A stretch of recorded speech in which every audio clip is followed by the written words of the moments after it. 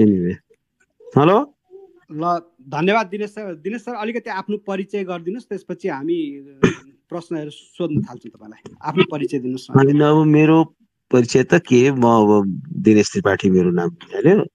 अब म सर्वोच्च अदालतमा वकालत गर्छु, वरिष्ठ अधिवक्ता हो। संवैधानिक कानुन व्यवसायी मञ्चको म अध्यक्ष पनि हो। त्यति हो मेरो परिचय। हेलो, होस्ट मध्ये कसैले इन्ट्रोड्युस गरे हुन्थ्यो नि त, आफैले आफ्नो के वर्णन गरिरहने मानवीजी होइन। म चाहिँ गएँ है, दिनेश सर बोल्न थाल्नुभयो, डर लाग्यो ल बाई बाई है।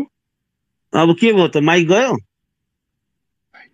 हेलो होइन होइन दिनेश सर, हजुरलाई पाइरहेछ, तर यहाँ चाहिँ प्राय अरूले इन्ट्रोड्युस गराइदिने भन्दा पनि होस्ट आएपछि हजुरको बारेमा थोरै भनिदिनुहोस् न भन्ने एउटा नियम जस्तै हुन्छ।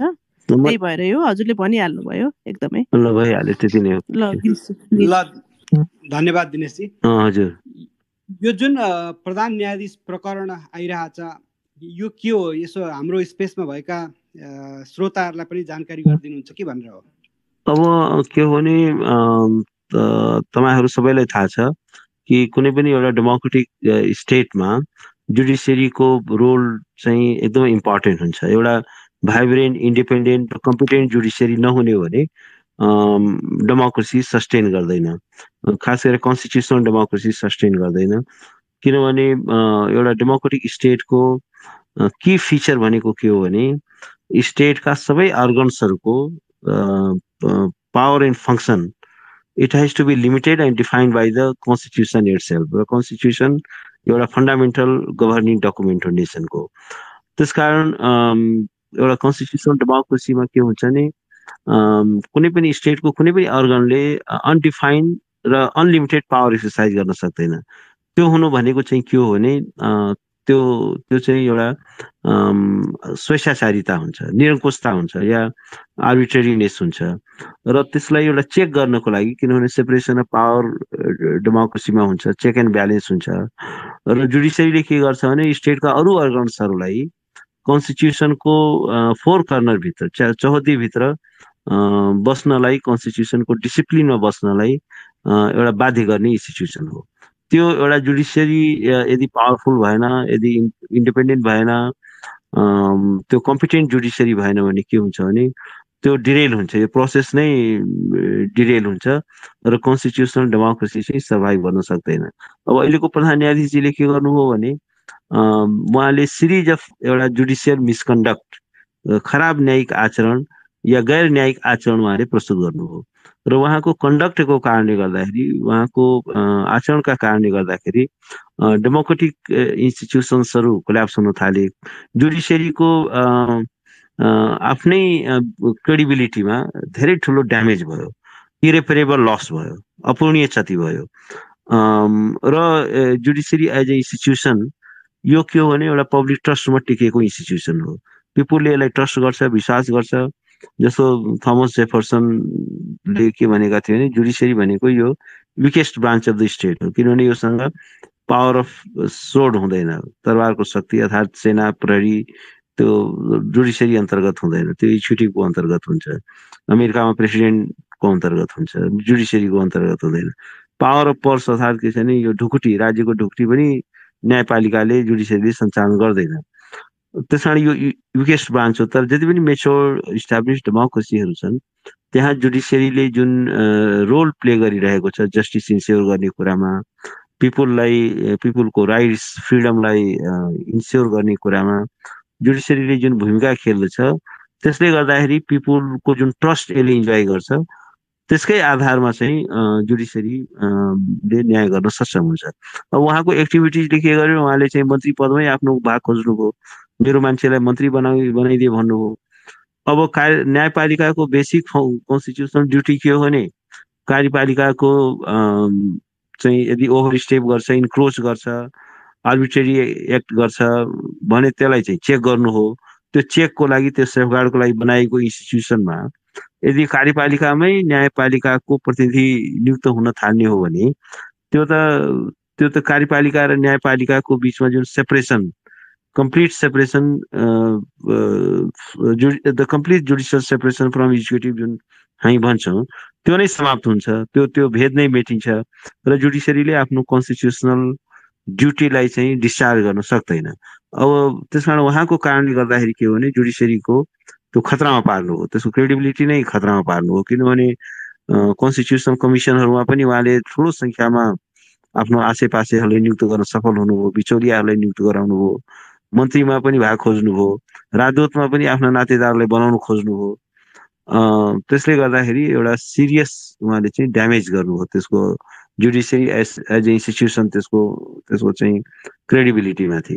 त्यस कारण अब अहिले चाहिँ के हो भने अब मैले त सुरुमै उहाँलाई इम्पिच गर्नुपर्छ, किनभने उहाँले जो गरेको जुन मिसकन्डक्ट छ त्यो चाहिँ इम्पिचमेन्ट चाहिँ सँग सम्बन्धित जुन कन्स्टिट्युसनल प्रोभिजन छ त्यो चाहिँ एट्र्याक्ट गर्छ। संविधानको आर्टिकल 101 को जुन प्रावधान छ कि जुडिसियल मिसकन्डक्ट गरेको, खराब आचरण गरेको, गैर संवैधानिक आचरण गरेको, अनि त्यसलाई चाहिँ महाभियोगद्वारा इम्पिचमेन्टद्वारा रिमुभ गर्न सकिन्छ, त्यो आकर्षित हुन्छ। मैले त धेरै अगाडि करिब 10 महिना अगाडि नै जब उहाँले यो संवैधानिक निकायहरूमा चाहिँ उहाँले आफ्नो भाग खोज्नुभयो त्यो बेला नै मैले त्यो इस्यु उठाएको थिएँ। तर अब अहिले चाहिँ के हो भने यो एक्सट्रिम एउटा बोइलिङ पोइन्टमा पुगिसक्यो। अब चाहिँ के हो भने अब यो चाहिँ उहाँले एफोर्ड गर्न सक्दैन जुडिसियरीले। अहिले सबैभन्दा ठुलो सङ्कट के देखियो भने जुडिसियरीलाई चिफ जस्टिसबाट नै खतरा देखियो। चिफ जस्टिसबाट नै जुडिसियरीलाई रेस्क्यु गर्नुपर्ने त्यस्तो एउटा चाहिँ अनप्लिजेन्ट सिचुएसनमा हामी छौँ र उहाँबाट नै जुडिसियरीको एउटा त्यसको चाहिँ सम्मानमा ठुलो चाहिँ के छ भने थ्रेट देखियो। त्यस कारण के छ भने अहिलेको परिस्थितिमा चाहिँ के छ भने जस्तो मैले आफैले हेड गरेको जुन इन्स्टिट्युसन छ संवैधानिक कन्स्टिट्युसनल लयर्स फोरम, त्यसले पनि प्रधान न्यायाधीशको रेजिग्नेसन चाहिँ हामीले मागेका छौँ। अब लिगल कम्युनिटी एट लार्ज, त्योभन्दा पनि के छ भने जुन जजेजहरू उहाँका चाहिँ के छ भने कलिग्सहरूले नै अब उहाँसँग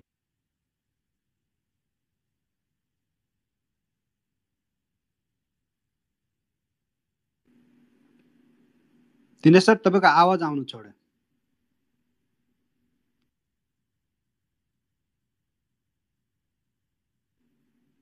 दिनेश सर सुन्दै हुनुहुन्छ? अरू कसैले सुन्दै हुनुहुन्छ मैले बोलेको? दिनेश सरको आवाज सुनिँदैछ?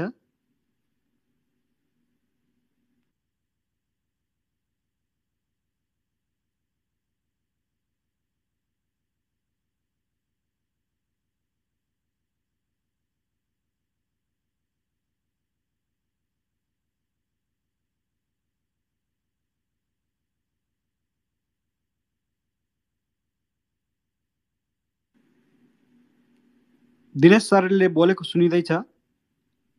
विनोद दाई? छैन केही सुनिया छैन। यो त मेरो पनि नेट गडबड सुनिया छैन।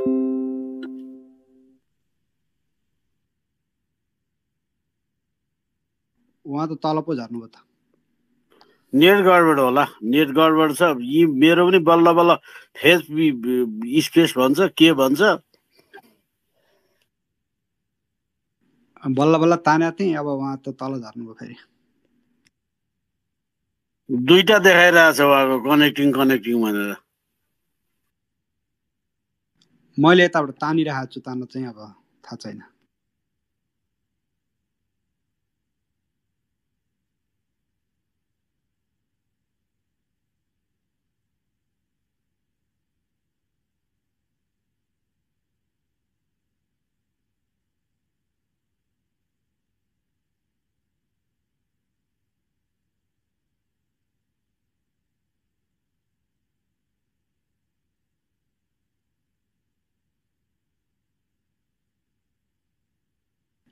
ल उहाँ जोडिँदै हुनुहुन्छ, रिक्वेस्टेड भनेर आयो।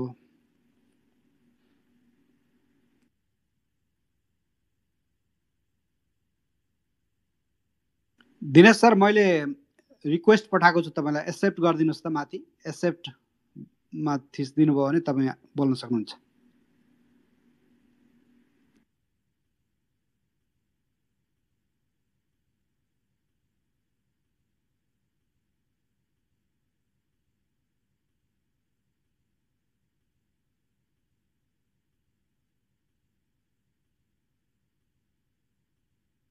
उहाँले त डिक्लाइन गर्नुभयो। आहा।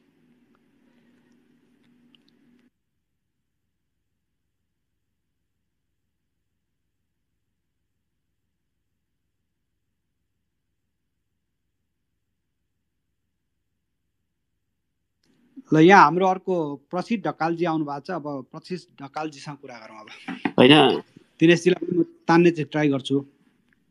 हजुर सर, नमस्कार नमस्कार। उहाँको कुरा काटिरहेको थियो, आवाज आइरहेको थिएन, त्यही भएर मैले रिक्वेस्ट पठाएको थिएँ कि आवाजै सुनिएन भनेर। उहाँको कुरा चाहिँ एकदमै स्पष्ट आइरहेको थियो, राम्रो कुराहरू गरिरहनु भएको थियो। त्यसपछि गएर उहाँ हराउनु भयो कि कनेक्टेड भएन। त्यसपछि उहाँसँग कुरा पनि गर्न मिल्थ्यो भनेर माथि आएको थिएँ म।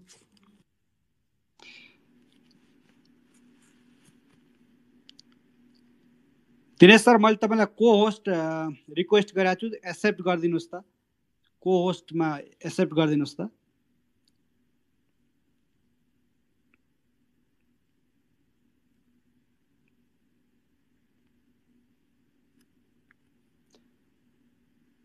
दिनेश सर, मैले तपाईँलाई को होस्ट रिक्वेस्ट गरेको छु, एक्सेप्ट गरिदिनुहोस् त।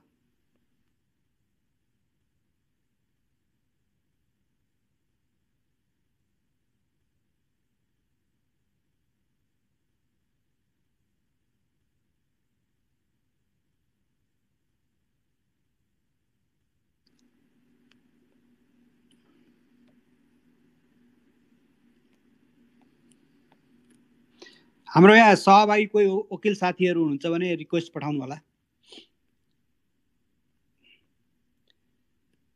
दिनेशजी, मैले तपाईँलाई चाहिँ को होस्टमा रिक्वेस्ट गरेको छु, एक्सेप्ट गरिदिनु भयो भने तपाईँ आउनु मिल्छ।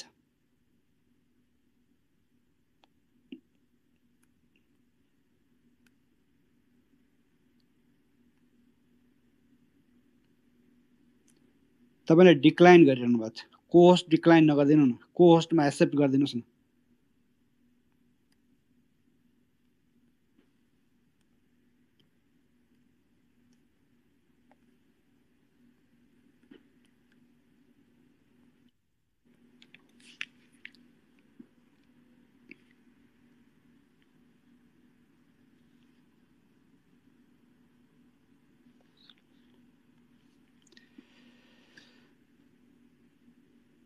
हाम्रो कोही अरू वकिल साथीहरू हुनुहुन्छ तल भने रिक्वेस्ट पठाउन अनुरोध गरेँ है मैले।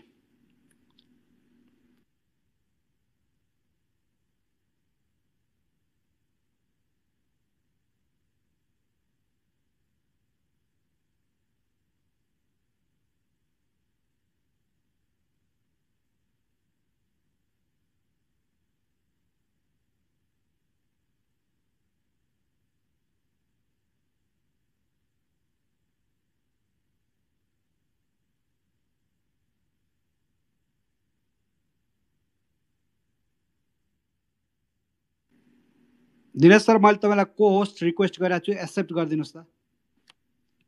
अब मिल्छ।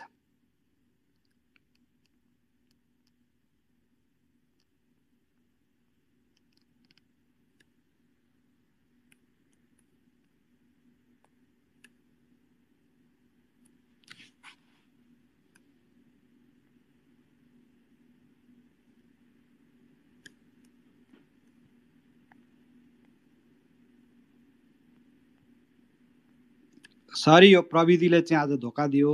अब यसको लागि मैले क्षमा मागेँ यहाँहरूसँग। खासै खै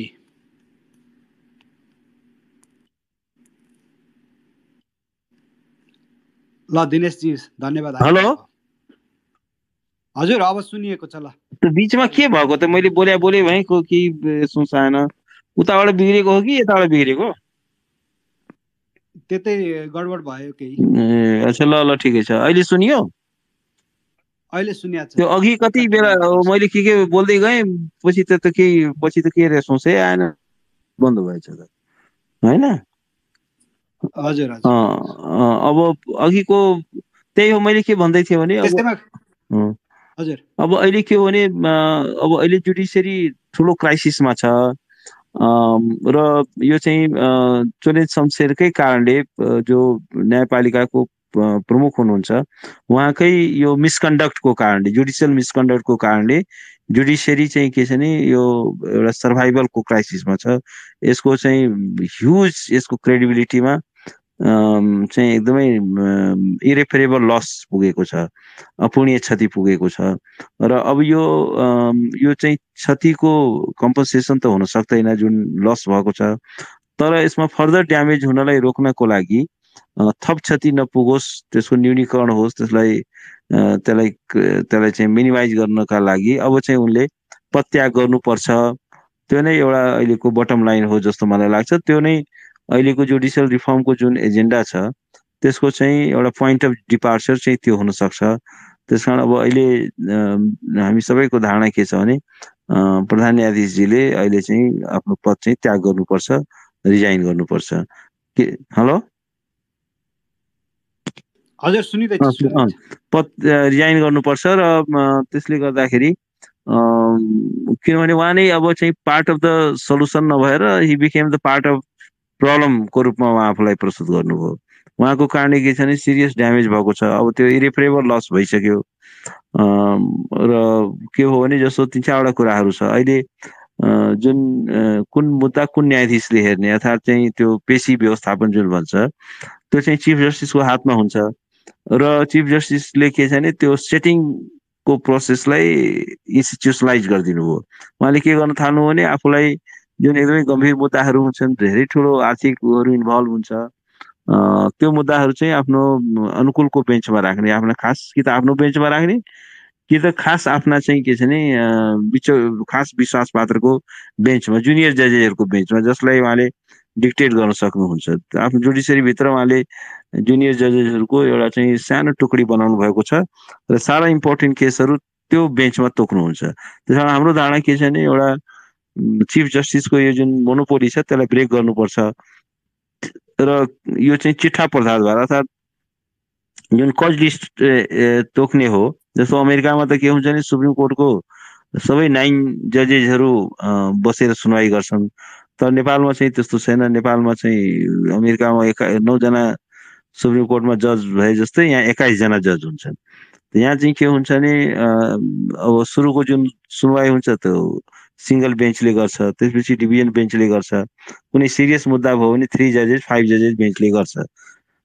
तर उहाँले चाहिँ के हुन्छ भने मोस्टली चाहिँ के छ भने यो चाहिँ डिभिजन बेन्चले 2जनाको इजलासले गर्छ लार्जली।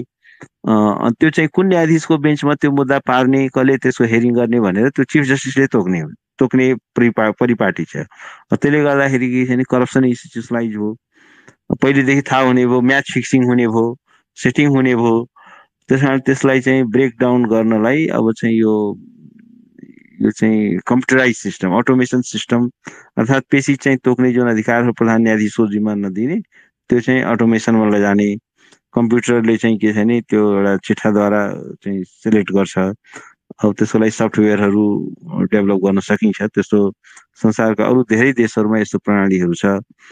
अब अमेरिकामा त त्यो समस्या छैन, किनभने सुप्रिम कोर्टको सबै 9 जजेसहरू सबैजना बसेर हरेक मुद्दाको सुनवाई गर्छन्। अब मेजोरिटीको जे ओपिनियन हुन्छ कोर्टको त्यही ओपिनियन मानिन्छ। कहिलेकाहीँ चिफ जस्टिस पनि माइनोरिटीमा पर्न सक्छ। त 5 जनाको जे ओपिनियन हो त्यही युएसमा सुप्रिम कोर्टको ओपिनियन भने त्यही हो। तर के छ भने यहाँ त त्यो छैन। यहाँ त चाहिँ के छ भने 21जना इजलासमा अब 2जना मोस्टली चाहिँ के छ भने 2जनाको इजलासले सुनवाई गर्छ। अब एकदमै चाहिँ ठुल्ठुला केसहरू जसमा धेरै ठुलो आर्थिक चलखेलको पनि सम्भावना छ, अब त्यो मुद्दा चाहिँ प्रधान न्यायाधीशले आफ्नो तोक बढाउनुपर्छ भनेर मेरो धारणा छ। पहिलो त इमिडिएट चाल्नुपर्ने एक्सनमा प्रधान न्यायाधीशको चाहिँ बहिर्गमनै हो। सेकेन्ड चाहिँ के हुन्छ भने यो जुडिसियल गभर्नेन्समा जस्तो यो पेशी यो तोक्ने मुद्दा कुन बेन्चमा तोक्ने भन्ने कुरामा चाहिँ त्यो प्रधान न्यायाधीशको जुन मोनोपोली छ त्यसलाई चाहिँ ब्रेक गर्नु पर्यो। अब अरू चाहिँ जुडिसियल एपोइन्टमेन्टको प्रोसेसहरूलाई पनि डेमोक्रेटाइज गर्नु पर्यो, ट्रान्सपरेन्ट बनाउनु पर्यो। अब यहाँ त के हो भने सबै आफ्ना मान्छे आसेपासेलाई ल्याएर नियुक्त गर्ने चलन छ। कार्यकर्ताहरूद्वारा चाहिँ अदालत क्याप्चर छ, नाता गोताका मान्छेद्वारा अदालतलाई क्याप्चर गरिएको छ। लो क्यालिबर सर यो अलिकति रोके मैले। हजुर यो त हामीले जस्तो गिरिजा प्रसाद कोइराला प्रधानमन्त्री हुँदैखेरिदेखि नै जस्तो हाम्रो नरहरि आचार्यजीकै पालादेखि यो सुरु भयो होइन र? यो त कार्यकर्ता भर्ती केन्द्र त्यो अवधिदेखि सुरु भयो। अब हामीले त्यो अवधिबाट सुरु गरे, अब हामीले पाउने त त्यही नै हो नि, जे रोप्या हो त्यही फल पाइन्छ होइन यस्तो छ। अब त्यो बेलादेखि भयो, तर के छ नि अब तर के छ नि त्यो अहिले त्यो चाहिँ त्यो बेला चाहिँ त्यो सुरुवाती दौरमा थियो होइन। अहिले चाहिँ त्यो कुरा चाहिँ एकदमै एकदमै क्लाइमेक्समा पुगिसक्यो होइन, पराकाष्ठमा पुगिसक्यो। अहिले चाहिँ के छ नि त्यो अनम्यानेजेबल भयो। त्यो चाहिँ के छ नि जुडिसियरी नै क्याप्चर भयो जस्तो भयो। र त्यो मात्र नियुक्तिको त एउटा पार्ट हो, खराब मान्छेहरू नियुक्त भए, लेनदेनको आधारमा नियुक्त भयो। अब तर के थियो भने अब अहिले त त्यो एकदमै क्राइसिस पोइन्टमा पुगिसक्यो त्यो कुरो। त्यसको चाहिँ इन्टेन्सिटी, त्यसको डेप्थ चाहिँ एकदम हाई भयो। त्यस कारण के छ भने अब अहिले त जुडिसियरी पहिला चाहिँ न्यायपालिका चाहिँ समस्याग्रस्त थियो, अहिले चाहिँ न्यायपालिका चाहिँ सङ्कटग्रस्त भएको छ। त समस्याग्रस्त हुनुमा र सङ्कटग्रस्त हुनुमा अलिक फरक छ। समस्यालाई चाहिँ के छ भने तत्काल समाधान गर्न सकिन्छ, तर क्राइसिस पोइन्टमा पुगिसकेको छ कि। त्यस कारण अब यसको लागि चाहिँ के छ भने यो चाहिँ टालटुले अर्थात् यो प्याचअप वर्कले मात्रै यो हुनेवाला छैन। यसको लागि सिरियस ओभरहलिङको जरुरत छ, रिस्ट्रक्चरिङको जरुरत छ। त्यसको लागि कतिपय कुरामा कन्स्टिट्युसनल एमेन्डमेन्ट गर्नु पनि जरुरी छ। कतिपय कुरामा चाहिँ लजहरूमा र रेगुलेसन्सहरूमा मात्रै परिवर्तन गर्दा पनि पुग्छ। कतिपय कुराहरूमा निर्देशिकाहरूमा मात्रै परिवर्तन गर्दा पुग्छ। कतिपय कुराहरूमा चाहिँ के छ भने एउटा नयाँ हेल्दी ट्रेडिसनहरू चाहिँ स्थापित गर्नुपर्ने हुन आउँछ। त भन्दाखेरि के छ भने त्यसरी म के भन्छ यसको लागि एउटा मल्टिप्रङ स्ट्राटेजी चाहिँ आवश्यक छ। किनभने यो जुडिसियल रिफर्मको एजेन्डा भनेको यो लार्जर यो डेमोक्रेटाइजेसनको एजेन्डा हो। किनभने जुडिसियरी एकाउन्टेबल छैन, ट्रान्सपरेन्ट छैन, भाइब्रेन्ट छैन, कम्पिटेन्ट छैन, इन्डिपेन्डेन्ट छैन भने त्यहाँ डेमोक्रेसी इज अनथिङ्केबल। त्यो डेमोक्रेसीलाई तपाईँ मेटेरियलाइज नै गर्न सक्नुहुन्न। त्यो जुन पिपुलको जुन एस्पिरेसन छ, डेमोक्रेटिक एस्पिरेसन, किनभने कुनै पनि स्टेटको फर्स्ट एन्ड फरमोस्ट ड्युटी भनेको रुल अफ ल चाहिँ इन्स्योर गर्नु हो, मिनिमम जस्टिस इन्स्योर गर्नु हो। यदि चाहिँ जस्टिस चाहिँ एक्सेसिबल छैन, जस्टिस स्टेटले इन्स्योर गर्न सक्दैन भने त्यो स्टेटले आफ्नो लेजिटिमेसी गुमाउँछ र मुलुक चाहिँ के छ भने स्टेट कोल्याप्सको बाटोमा अगाडि बढ्छ। अहिले हामी के देखिरहेको छौँ भने judiciary is at the verge of collapse. Judiciary collapse हुनु भनेको चाहिँ कन्स्टिट्युसन नै कोल्याप्स हुनु हो। किनभने कन्स्टिट्युसनको चाहिँ एउटा गार्जियन, एउटा प्रोटेक्टरको रूपमा चाहिँ जुडिसियरी रहेको छ। जुडिसियरी संविधान त आफै के हो र, त्यो त एउटा निर्जीव अक्षरहरूको एउटा सङ्ग्रह हो। तर जुडिसियरीले के गर्छ नि त्यसलाई एउटा सजीवता प्रदान गर्छ, एउटा बाणी प्रदान गर्दछ, एउटा चाहिँ त्यसलाई मिनिङ प्रदान गर्दछ। जुडिसियरीले त्यसको क्रिएटिभ इन्टरप्रिटेसन गर्छ। त्यसलाई चाहिँ के छ भने जस्तो भन्नुहोस् न, अमेरिकन कन्स्टिट्युसन आजभन्दा 250 वर्ष अगाडि लेखियो। त्यो बेला अमेरिका के थियो, यो एग्रिकल्चरल सोसाइटी थियो, सानो जनसङ्ख्या थियो, 13वटा मात्रै स्टेट थियो। अहिलेको जस्तो सुपर यो डिजिटलाइज वर्ल्ड थिएन, घोडा गाडीको समाज थियो। तर के छ भने अमेरिकन कन्स्टिट्युसनमा खास एमेन्डमेन्ट, केही फर्मल एमेन्डमेन्ट एकदम थोरै भएको छ।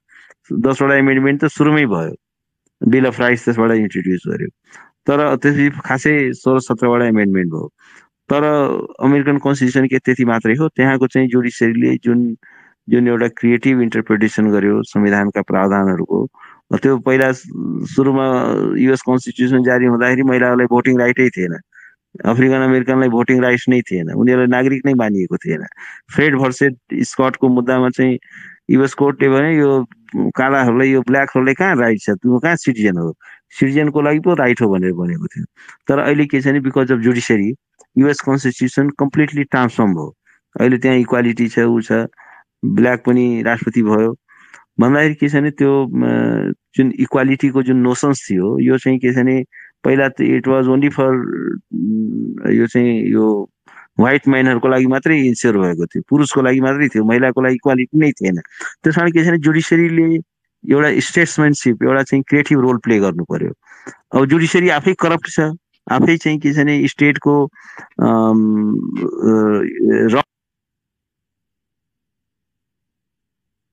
रङ डुइङ्सलाई चेक गर्न सक्दैन। किनभने यो त नहोस् र त्यसका लागि कसरी हो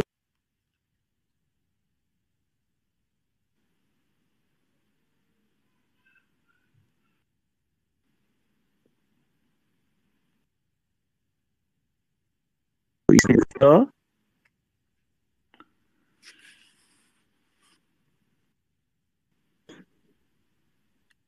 सरको फेरि धोका दिए जस्तो छ। हेलो हेलो सुनियो? अहिले सुनिँदैछ दिनेश सर। दाजुजी अहिले ल ठिक छ। अब अरू केही थप जिज्ञासाहरू छ?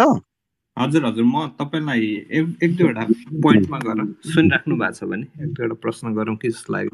सुनिरहेको अहिले सुनिरहेको छ, प्लिज सोध्नु न। यो अहिलेको समस्या जुडिसियरीको हो कि न्यायपालिकाको हो कि हाम्रो पार्टीहरूको हो कि हाम्रो संविधानको हो कि अहिले त यस्तो बुझाइँदैछ, यस्तो देखाइँदैछ कि अब न्यायपालिका चाहिँ खतमै भयो भने न्यायपालिका राजनीतिभन्दा बाहिर थियो र हिजो यो ह्युज एन्ड क्राई अहिलेको यो रोना धोना अथवा अहिले पुरै लागेको चाहिँ बर्बादै भयो भने जस्तो बर्बाद आजै भयो र हिजो सपना मल्लहरू कुमार रेग्मीहरू सर्वोच्चमा जाँदाखेरि चुप लाग्नेहरू अहिले कराउनुको कुनै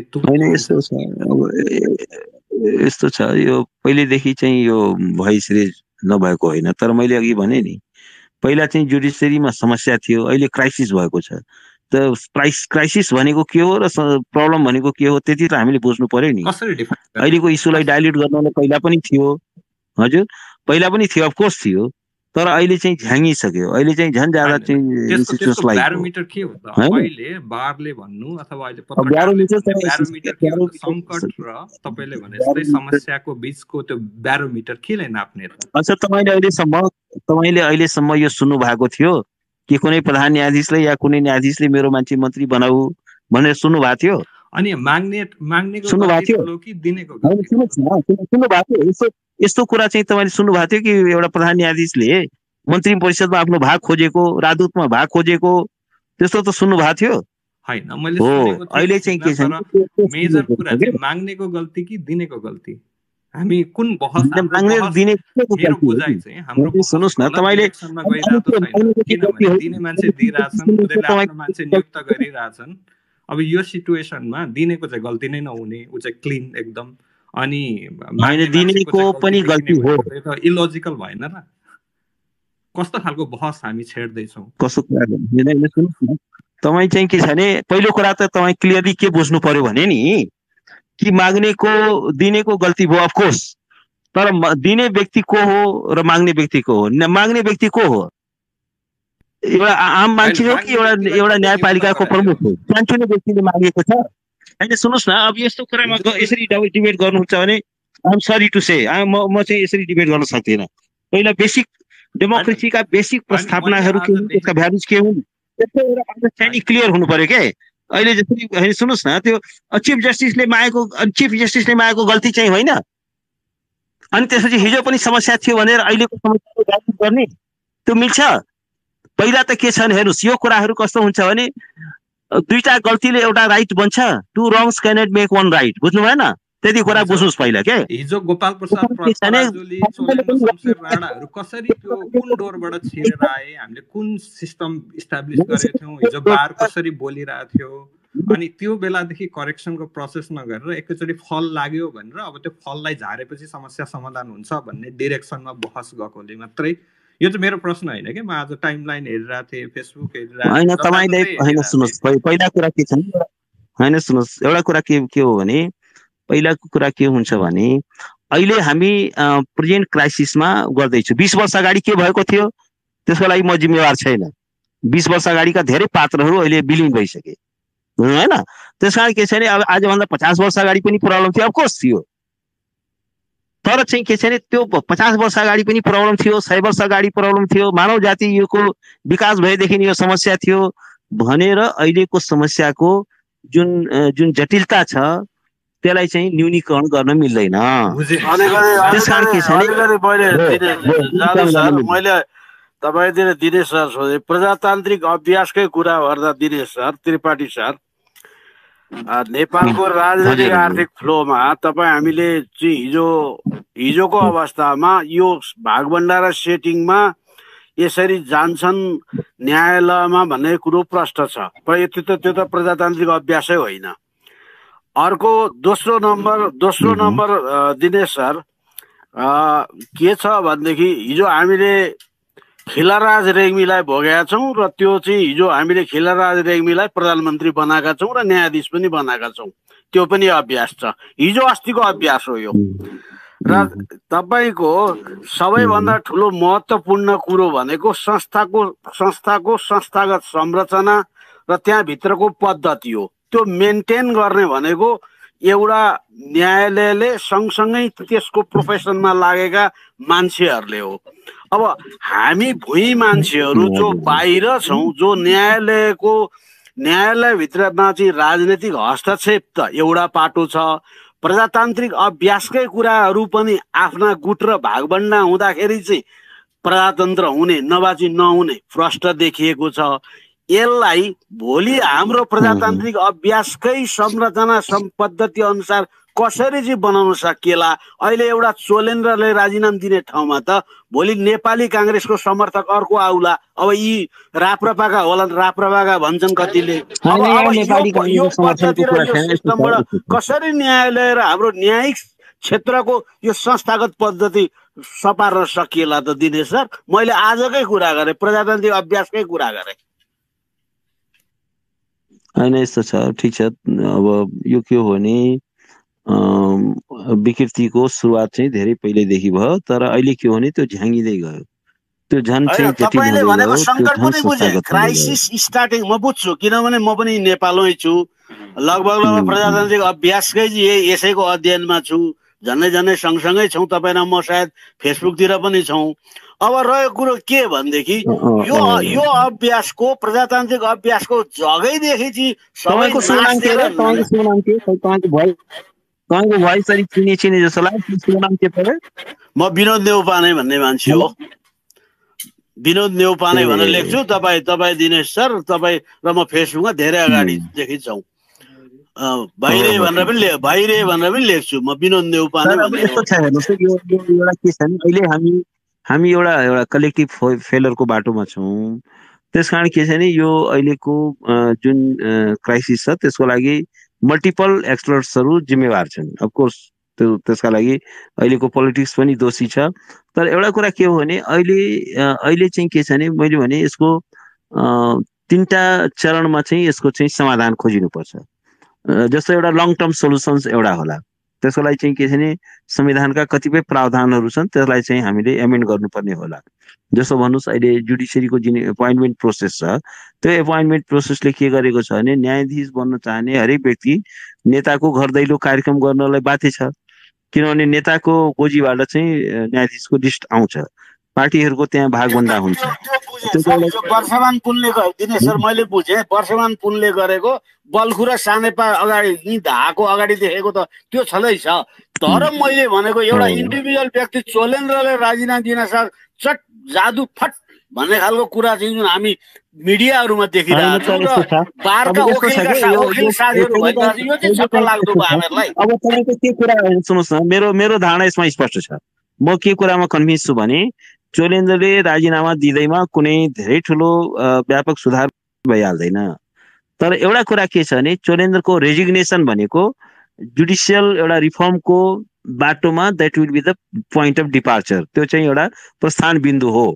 किनभने उहाँले जुन ड्यामेज गर्नुभएको छ, उहाँले आफूलाई यो होल चाहिँ के छ भने रिफर्म प्रोसेसलाई ब्लक गरेर बस्नु भएको छ। र उहाँले चाहिँ के छ भने जुडिसियरी, नेपालको इतिहासमा जुडिसियरीलाई यति ज्यादा विवादित र आलोचित कहिले पनि भएको थिएन। यसरी चाहिँ के छ भने इभेन जजेजहरूले नै, सिटिङ जजेजहरूले नै बेन्च बहिष्कार गरेको त्यो पहिलो घटना हो। त त्यसो पनि त आखिर त्यतिकै त त्यो भएको छैन नि। त्यो त असन्तुष्टि एउटा बोइलिङ पोइन्ट हो। यो त दिनेश सर, अझ म चिरफार गर्छु। अब यो कुरा गर्नु कि होइन, अहिले चोलेन्द्रले राजीनामा दिँदैमा यो सबै समाधान अफकोर्स हुँदैन।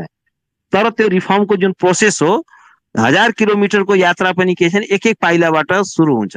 त पहिलो पाइला त चाल्नु पर्यो नि, सुधारको दिशामा पहिलो पाइला चाल्नु पर्यो। रिफर्मको त कसैले खाका नै बनाएको छैन नि। लब त्यसको खाका बनाएर कुनै पनि चिजको डेमोक्रेसीमा अथवा प्रजातन्त्रमा प्रजातान्त्रिक संरचना र पद्धति हाल्नको लागि खाका हुनु पर्यो। यहाँ त खालि इन्डिभिजुअल यसले राजीनामा दिएको हुन्छ भने चाहिँ ऊ पछिको को छ, कुन गुटको छ,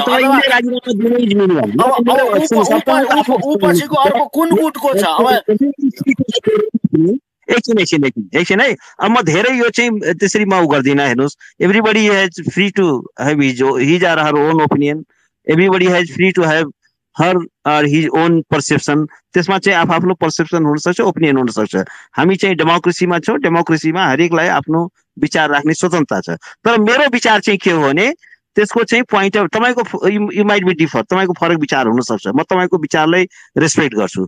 तर के छ भने अब अहिले चाहिँ एउटा पोइन्टमा आएको छ अनि होइन अब चोलेन्द्र राजीनामा दिँदैमा हुँदैन भनेर इस्युलाई डाइल्युट गर्न नखोजौँ, इस्युलाई चाहिँ के छ अन्त मोड्न नखोजौँ। अहिले चाहिँ के छ भने मेरो विचारमा चाहिँ द्याट्स द मिनिमम, यिनले त राजीनामा दिनै पर्छ। यिनले राजीनामा नदिइकन यत्रो ठुलो ड्यामेज भएको छ, यत्रो ठुलो जुडिसियरीलाई उहाँले सङ्कटमा पार्नु भएको छ। सारा चाहिँ हेर्नुहोस् उहाँले गरेको मिसडिड्सहरू, रङ डुइङ्स कस्तो छ। उहाँले चाहिँ कन्स्टिट्युसनल कमिसन्सहरूमा भाग खोज्नुभयो, सारा ठुलो सङ्ख्यामा बिचौलियाहरूलाई नियुक्त गराउनु भयो र त्यो मुद्दा मैले नै सुप्रिम कोर्टमा रिट दर्ता गराएको छु। 10 महिना भइसक्यो त्यसको सुनवाई भएको छैन। जुडिसियरीलाई यो चाहिँ लिबर्टी प्राप्त छ कि मुद्दा दर्ता हुने र त्यसको सुनवाई नै नगर्ने, त्यसको प्रारम्भिक सुनवाई समेत नगरेर उहाँले ब्लक गरेर राख्नु भएको छ। त्यो उहाँको जुडिसियरी भनेको उहाँको प्राइभेट लिमिटेड कम्पनी हो। Judiciary is a democratic institute छँदैछ। तर जुन राजनैतिक महत्त्वपूर्ण त्यहाँ भएका मुद्दाहरू छन् त्यसलाई डाइभर्ट गर्न खोजेको त होइन यो चोलेन्द्रको राजीनामा माग्नेहरूले भनेर त आइरहेको छ त। त्यसमा बढी जानकार हुनुहुन्छ, तपाईँहरू बढी जानकार हुनुहुन्छ, कुरा बुझ्नुभयो? तपाईँहरू बढी जानकार हुनुहुन्छ, तपाईँहरूको चाहिँ विचार आफ्नो ठाउँमा सही छ। तर म चाहिँ मेरो विचार त्यही नै हो, म आफ्नो विचार राख्न त पाउँछु। डेमोक्रेसीमा त दिने सर तपाईँले राखे जस्तै हामीले पनि राख्न पाइहाल्छौँ। एउटा एकाडेमिक रूपले बोल्ने त हो। हामीले सुन्नुहोस् न, यो चाहिँ के छ भने ओठे जवाब दिने, ओठे उ गर्ने हरेक पोइन्टमा त्यसरी चाहिँ कुनै डिस्कोर्स हुँदैन, बुझ्नु भएन? तपाईँसँग प्रजातन्त्र र संसदीय अभ्यास र न्यायालयका संरचनाकै कुरा गर्दैछु दिनेश सर। तपाईँ भोलि तपाईँसँग यहीँ बसेर काठमाडौँ हुन्छ, म यहीँ भएको मान्छे बस्छ, मजाले गफ गर्न सक्छु नि। अरे यार अब तपाईँ आफ्नो विचार राख्नु, म सुन्छु। ल न तपाईँ स्पिकर हो, म चाहिँ श्रोता हुँ। ल म केही पनि विचार व्यक्त गर्दिनँ, बुझ्नु भएन? त्यो तपाईँको खुसी। तर मैले के भनेदेखि यो संरचना पद्धति कसरी लान सकिन्छ होला त तपाईँ जसरी एकाडेमिकली सोच्नुहुन्छ हामी पनि आफ्नो लेभल बसेर त्यसरी एउटा चिज तपाईँसँग बहस एउटा चिज छलफल गरेको। तपाईँहरू ठिक छ नि, तपाईँले त तपाईँले के भन्छ यो म नै सबै राइट, तपाईँ नै सबै, तपाईँ राइट हो भने त कसरी भनिदिनु त दिनेश सर? त्यो त भन्दैन नि अर्को डेमोक्रेसी फलो गरेर। जादुजी बोल्दै हुन्छ, जादु भाइ बोल्नुहोस्। केही छैन उहाँसँग, उहाँ जो बडा झोकिनु भयो। अब केही छैन, मेरो त केही छैन। किनभने अब डेमोक्रेसीको कुरा दिनेश त्रिपाठीले मात्रै सिकाउनु दिनेश सर, तपाईँले मात्रै सबै जान्नुहुन्छ र भनेको सोझा कुरा नि, प्रश्न कुरा। तपाईँहरू नै बोल्नुहोस् न, तपाईँहरूले नै विचार राख्नुहोस् न। म नै श्रोता बन्न तयार छु नि, तपाईँहरूबाट पनि त मैले सिक्नु पर्यो नि।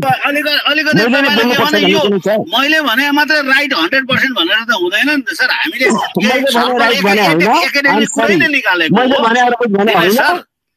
मैले भनेको राइट भने होइन। तपाईँहरू पनि ज्ञाता हुनुहुन्छ। Nobody has monopoly over truth. सत्यमाथि कसैको एकाधिकार छैन। तपाईँहरू पनि त्यति नै विद्वान हुनुहुन्छ, त्यति नै सक्षम हुनुहुन्छ। आफ्नो विचार नेपालको घटनाक्रमलाई तपाईँहरूले पनि नजिकबाट हेर्नु भएको छ। त्यसमा अफकोर्स हरेकको आफ्नो विचार हुनसक्छ, आफ्नो पर्सेप्सन हुनसक्छ, हुनु पनि पर्छ। त्यसमा चाहिँ के छ भने अब तर के छ भने अब तपाईँले एउटा लाइन बोल्नुभयो, मैले त्यसको तुरन्तै खण्डन गरिहाल्ने, अब त्यस्तो कुराले चाहिँ कुनै डिस्कोर्स चाहिँ अगाडि बढ्दैन। संस्थागत रूपले न्यायालयलाई, हाम्रो न्याय क्षेत्रलाई हिजो हामीले खिलराज रेग्मीको चाहिँ अभ्यास देख्यौँ, त्यसपछि आएर भरतपुरको मतपत्रका कुरा देख्यौँ, विभिन्न राजनीतिक मुद्दाहरूका निर्णयहरू देख्यौँ। यसलाई संस्थागत रूपले यो संस्था न्यायालय त्यो प्रोफेसनमा लागेका मान्छेहरू हुनुहुन्छ, कसरी सुधार्न सकिएला? यो एउटा त मात्रै चोलेन्द्रको मात्रै अहिले एक्टिभिटिज आयो, यी अन्य सुधारहरू कसरी गर्न सकिएला? यो राजनीतिक पार्टीको हस्तक्षेप त्यहाँ कसरी रोक्न सकिएला? भागवण्डा र सेटिङ कसरी रोक्न सकिएला? नेपाली जनताले न्याय कसरी पाउला? यी कुराहरू उठाएको डेमोक्रेसीकै नर्म्स र भ्यालुजमा बसेर कुरो त्यो दिनेश सर। ठिक छ, तपाईँको विचार के छ त यसमा? होइन यसमा एउटा अर्को कुरा थप्नु पर्ने एकछिन चुप अब तपाईको विचार पनि सुनौ त के छ पालै पालो बोल्दा राम्रो हुन्छ हैन।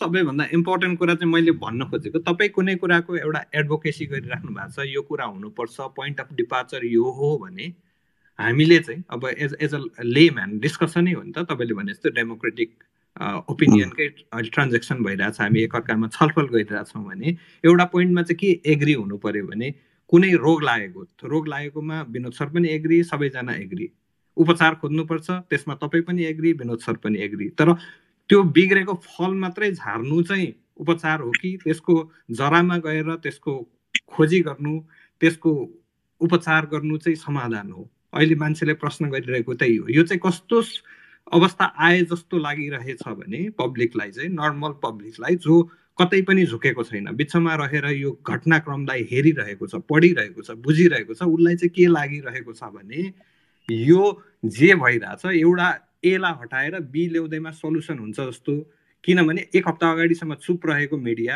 एक हप्ता अगाडिसम्म चुप रहेको बार एक हप्ता अगाडिसम्म चुप रहेका सबै न्यायाधीशहरू योभन्दा ठुल्ठुला बबन्डर भइसकेका छन् नि लास्ट 3 महिनामा 4 महिनामा यही सरकार गठनकै क्रममा अथवा गठनभन्दा अगाडिको क्रममा अथवा ओलीले गरेका कुरालाई सहमति दिने क्रममा अथवा शेरबहादुरको अथवा अरू पार्टीहरूको लागि यति पोलिटिसाइज भएर यत्रो मेडलिङ हुँदा चाहिँ केही पनि भएन किनभने हिजो यी कुरा बन्द कोठामा त भइरहेथे सुशीला कार्कीले न्यायाधीश नियुक्ति गर्दा पनि यी कुराहरू उठेका थिए हैन यी कुराहरू नआएको त होइन पब्लिक चुप अब हैन यस्तो छ के अब हिजो पनि प्रश्न उठेको थियो कोही कसैले एडभोकेसी हिजो पनि राखेको छ भने उले त भनिदिनु पर्यो नि त यो कारणले ठीक हैन तपाईहरुको धारणा के छ अब चोलेन्द्रले राजीनामा दिनु हुँदैन भन्ने तपाईहरुको धारणा हो हैन राजीनामा मात्रै सल्युसन होइन किन यसलाई चाहिँ सल्युसनको रूपमा प्रेजेन्ट गरिँदैछ कि हाम्रो नेपालमा जहिले पनि पोलिटिसियनले एडभोकेट्सहरूले पत्रकारिताले जहिले पनि के गरेको छ भने एउटा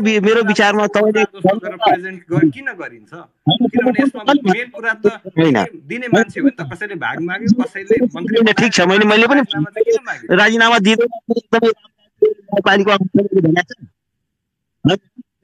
मैले यो भन्छु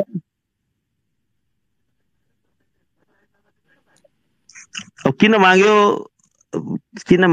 मागेन भन्ने कुरा तर एउटा कुरा के हो भने अहिले एउटा जब प्रश्न उठेको छ सारा चाहिँ के छ भने नेसन एकातिर छ किनभने अहिलेको चाहिँ के हो भने चोलेन्द्र शमशेरले जुन चाहिँ जुडिसियल मिसकन्डक्ट गरे त्यसको लागि चाहिँ ही हेज एकाउन्टेबल त्यसको लागि चाहिँ एकाउन्टेबल बनाउनै पर्ने हुन्छ र सवाल चोलेन्द्रको मात्र होइन सवाल एउटा चाहिँ के हुन्छ भने त्यो एउटा प्रवृत्तिको हो एउटा चाहिँ प्रवृत्ति चाहिँ स्थापित भएको छ कसैको धारणा यो छैन कि अहिले चोलेन्द्रले चाहिँ राजीनामा दिँदैमा चोलेन्द्रको बहिर्गमन हुँदैमा अचानक चाहिँ न्यायपालिकामा राम्रो राज्य हुने होइन अफकोर्स हुने होइन तर एउटा कुरा के छ भने कहिलेकाहीँ त्यसले एउटा रिफर्मको चाहिँ के छ भने प्रोसेस चाहिँ इनिसिएट गर्न सक्छ त्यसले बाँकी जजेसहरूलाई पनि एउटा लेसन के हुन्छ भने आउने चिफ जस्टिसहरूलाई पनि लेसन के हुन्छ भने कि यो बेहिसाब ढङ्गले काम गर्यो भने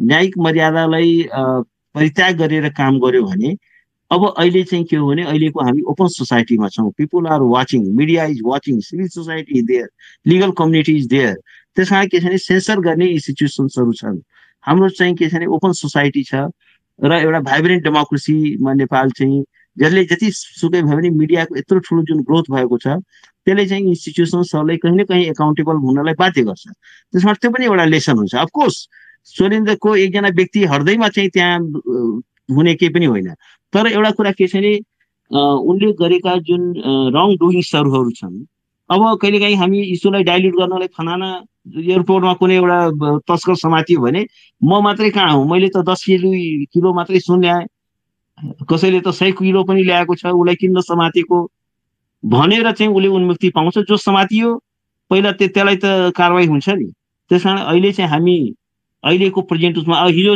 अफकोर्स खिलराजलाई जब प्रधानमन्त्री बनाइयो मन्त्री परिषदको अध्यक्ष बनाइयो त्यसको विरुद्ध सबैभन्दा बढी आवाज उठाउने एउटा व्यक्ति म पनि हो हामीले त उहाँको विरुद्ध सर्वोच्च अदालतमा मुद्दा नै हाल्यौँ हामीले पहिला त उहाँलाई चाहिँ उहाँको साइन बोर्डमा के लेखिएको थियो भने प्रधान न्यायाधीश तथा मन्त्री परिषदका अध्यक्ष भनेर चाहिँ के छ भने उहाँको साइन बोर्ड त्यो थियो त हामीले चाहिँ सुप्रिम कोर्टमा मुद्दा हालेर एउटै व्यक्ति चाहिँ प्रधान न्यायाधीश चाहिँ के छ प्रधानमन्त्री हुन सक्दैन भनेर उहाँको साइन बोर्ड हटाउन लगायो। सुप्रिम कोर्टबाट अर्डर गराउने त्यो मुद्दामा बहस गर्ने एउटा व्यक्ति म पनि हो।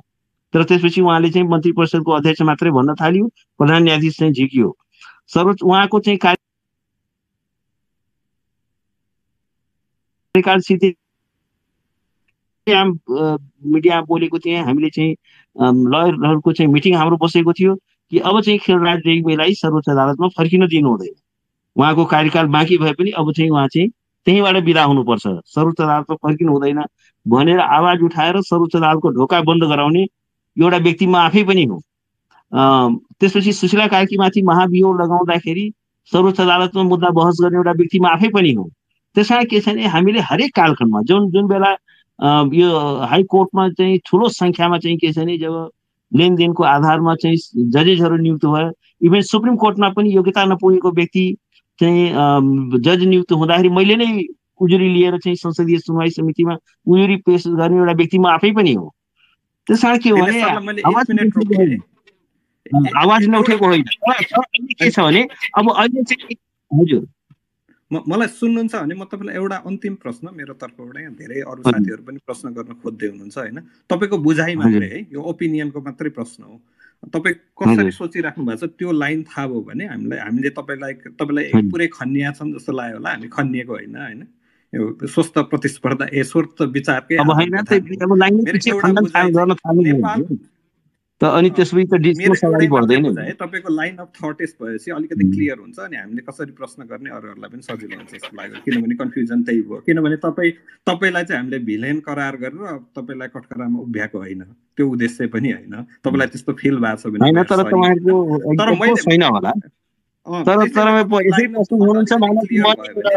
लिसनर्सहरूलाई पनि सजिलो हुन्छ। त्यसैले एउटा क्वेसनको एन्सर दिइदिनुहोस् न। एउटा क्वेसन जादु सर, म थोरै बोले, म तलतिर जान्छु। जादु सर, तपाईँले एकदमै राइट जायज कुरो, संस्थागत संरचनाको कुरा र पद्धतिको कुरा गर्नु भएको छ। वास्तविक हामीले चाहेको यो हामीले पहिलेदेखि आजभन्दा 30 वर्ष डेमोक्रेसी आएको 30 वर्ष भयो। 30 वर्षदेखि हामी यो लेभलमा यो तलका भुइँ मान्छेहरूमा न्याय पाएनन्, के पाएन, यो अदालतमा के भइरहेछ भन्ने कुरो याद गरेर छौँ। तपाईँले जायज कुरा एकदम उठाउनु भएको छ। त्यति भन्दै म चाहिँ बिदा मागेँ, म चाहिँ तल लिसनरमा झरेँ। सबैलाई शुभरात्रि। म अघि के भन्दै थिएँ भने यो राजनीतिको चाहिँ न्यायालयमा देखिएको कि न्यायालयभित्र चाहिँ राजनीति पसेको हो कि यो न्यायालय नै खराब भयो, न्यायालयले चाहिँ राजनीतिलाई बिगार्न थाल्यो भनेर यो आवाज उठेको, तपाईँलाई कस्तो लाग्छ? होइन, यस्तो छ। अब यो कस्तो छ नि, अब राजनीति पनि के हुन्छ भने राजनीतिमा आफैमा खराब कुरो होइन। पहिलो कुरा म के भन्न चाहन्छु भने राजनीति आफैमा खराब कुरो होइन। राजनीति किन खराब बनाइयो भने किनभने राजनीतिको नाममा राजनीति भइरहेको हुँदैन, त्यहाँ कन्स्पिरेसी भइरहेको हुन्छ, षड्यन्त्र भइरहेको हुन्छ। पोलिटिक्स चाहिँ के छ भने एउटा चेन्जको लागि हुन्छ। पोलिटिक्स भनेको ट्रान्सफर्मेसनको लागि, रूपान्तरणको लागि हुन्छ। राजनीतिले चाहिँ के छ भने प्रोसेसलाई डेमोक्रेटाइज गर्छ, इन्स्टिट्युसनलाइज गर्छ, पिपुलको एजेन्डालाई पनि आर्टिकुलेट गर्छ। त्यस कारण राजनीति भन्ने चिज आफैमा खराब होइन। तर के छ भने हामी राजनीतिलाई केसँग इक्वेट गर्छौँ भने त्यसको खराब एक्टरसँग चाहिँ राजनीतिलाई हामी इक्वेट गर्छौँ। र एउटा आम मानिसको बुझाइ के हुन्छ भने राजनीति भनेको यही हो। जस्तो अहिले भन्नुहोस् राजनीतिको नाममा या डेमोक्रेसीको नाममा जुन भोटको खरिद बिक्री हुन्छ, विकृति हुन्छ, त्यो विकृति र विसङ्गतिलाई नै हामीले डेमोक्रेसी त यही नै हो भन्ने हाम्रो बुझाइ छ। हामी विद्या भण्डारीलाई हेरेर गणतन्त्र त यही नै रहेछ भनेर हाम्रो त्यो बुझाइ छ। हामीले चाहिँ के छ भने प्रधानमन्त्री लिडर अपोजिसन लिडरलाई उनीहरूको खराब कामलाई हेरेर लाग्छ यही नै लोकतन्त्र हो। तर राजनीति आफैमा चाहिँ के हो भने त्यो खराब। जुडिसियरीभित्र पनि अफकोर्स संसारभरि अमेरिकन जुडिसियरीमा पोलिटिक्स छैन, संसारको हरेक जुडिसियरीमा पनि पोलिटिक्स हुन्छ। त्यहाँ चाहिँ पनि के हुन्छ भने आखिर जजेसहरू हो, हरेक व्यक्ति उदाहरण भन्दा पनि मैले खोजेको एन्सर चाहिँ तपाईबाट एकदम क्लियरली यसलाई लामो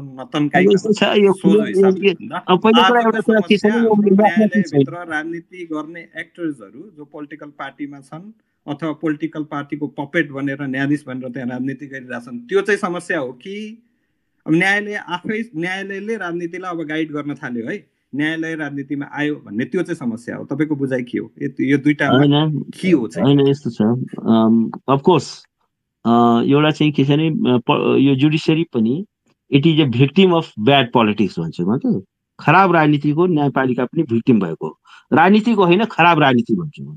राजनीति भनेको चाहिँ बेटरमेन्टको लागि पनि हुन्छ, राजनीति भनेको ट्रान्सफर्मेसनको लागि। सुधार हामीले कहाँबाट सुरु गर्ने त सर? त्यसो भने सुधार कहाँबाट सुरु गर्दा चाहिँ सुधार हुन्छ त? त्यसो भने होइन, सुधारको चाहिँ के छ भने अब सुधारका विभिन्न चरण हुन्छ। पहिलो कुरा त के छ भने हाम्रो चाहिँ हामीले चाहिँ स्टेट रिस्ट्रक्चरिङको कुरा गर्यौँ, तर हाम्रो मस्तिष्कको, हाम्रो सोचको रिस्ट्रक्चरिङको हामीले कुरा गरेनौँ। हाम्रो चाहिँ के छ भने हाम्रो एउटा नेसनल क्यारेक्टर जुन छ पहिला त्यसमै सुधार हुनु पर्यो। हामी चाहिँ के छ भने हामी भन्नाले हामी people, we the people, the major force भनेको, अल्टिमेट फोर्स भनेको वी द पिपुल हो। बुझ्नु भएन? हामी भन्नाले तपाईँ र म भनेर व्यक्तिको कुरा छैन, वी द पिपुल, जसमाथि चाहिँ नेसनको सबरेन्टी छ, त्यो हो त हामी भनेको त्यो हो। तर त्यसको चाहिँ के छ भने उसको क्यारेक्टर चाहिँ सुधार हुनु पर्यो, उसले आफ्ना सही एक्टर्सहरू चुन्न सक्नु पर्यो, खबरदारी गर्न सक्नु पर्यो, यो चाहिँ के हो भने दबावहरू सृजना गर्न सक्नु पर्यो, एक्टर्सहरूलाई एकाउन्टेबल बनाउन सक्नु पर्यो। त्यो नै हो नि। अल्टिमेटली त people are the mover and seeker, सिटिजन्सहरू हुन्। त्यस कारण के छ भने सिटिजनको इम्पावरमेन्ट नै सबैभन्दा ठुलो के हो। त्यस कारण के हो भने सुधार खोज्दैन। सुधार भन्ने कुरा चाहिँ सुधार गर्ने पनि होइन। सुधारका लागि के छ भने पहिला क्यारेक्टर सुधार हुनु पर्यो, इन्स्टिट्युसन्सहरू बन्नु पर्यो, प्रोसेसमा सुधार हुनु पर्यो, त्यसको क्वालिटीमा सुधार हुनु पर्यो। त्यसका धेरै मल्टिपल फ्याक्टर्सहरू छन्, मल्टिपल एक्टर्सहरू छन्। कुनै पनि चिज एक जस्तो न्यायपालिका पनि राजनीतिबाट मुक्त छैन, राजनीति पनि न्यायपालिकाबाट मुक्त हुँदैन। के छ भने जुडिसियरीले अफकोर्स कताबाट सुरु गर्दा चाहिँ सजिलो होला त तपाईँको विचारमा? होइन, कताबाट सुरु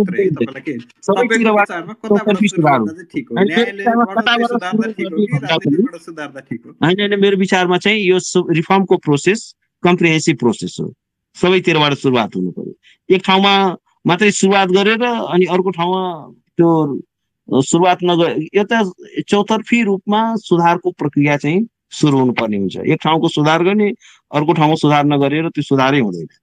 त्यस कारण के छ भने यो चाहिँ एउटा कम्प्रिहेन्सिभ प्रोसेस हो। यो चाहिँ के छ भने एउटा मल्टिप्रङ प्रोसेस हामीलाई चाहिन्छ, मल्टिप्रङ स्ट्राटेजी पनि चाहिन्छ। यो चाहिँ सिङ्गल स्ट्राटेजीले हुँदैन। एउटा मात्रै इन्स्टिट्युसन सुधारेर एउटा ठाउँबाट सबै ठाउँबाट सुरुवात गर्नुपर्ने हुन्छ।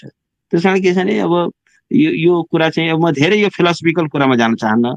म चाहिँ के छ भने लयर हुँ, म धेरै यो फिलोसफिकल कुरा भन्दा पनि के छ भने अहिले म जुडिसियरीको कुरा गर्दैछु। म अब समाजशास्त्रको सबैको मलाई त्यो चाहिँ त्यसको म विद्यार्थी पनि होइन, म कानुनको विद्यार्थी हुँ। त्यस कारण म नमस्ते हजुरको म यति बेर सुने पनि होइन। मैले एउटा कारण अहिले प्रधान न्यायाधीशले राजीनामा दिनै पर्ने एउटा कारण मध्ये मैले अहिलेसम्म हजुर हेलो 10 महिनासम्म त्यसको पेशी नतोकी सुन्नु भएको छैन? अहिले बल्ल सुन्यो। हजुर हो कटेरा। हजुर 10 महिनासम्म पनि पेशी नतोकिनु, मैले राखेको त्यो मुद्दाको लागि पेशी नतोकिनु भन्ने एउटा त बुझे। र प्रधान न्यायाधीशले अहिले तुरुन्तै राजीनामा दिन पर्ने 2-3वटा कारण एकदम लामो, केही पनि भन्न पर्दैन, फिलोसफिकल कुरा हजुरले गर्दा पनि गर्नुहुन्न होइन। प्रष्ट भनिदिनुहोस् न, हामीले बुझ्न नसकेका कुरा यो हो कि हामी लेम्यानले, प्लिज एकचोटि त्यो बुझाइदिनुहोस् न। अब एउटा कुरा तपाईँले के भन्नु भने मेरो मुद्दा भन्नाले त्यो मेरो व्यक्तिको मुद्दा होइन, बुझ्नु भएन? एउटा कुरा के बुझ्नु पर्यो भने त्यो कुनै व्यक्तिको मैले व्यक्तिको मुद्दा मेरो पर्सनल कुनै लिनु दिनु पनि छैन।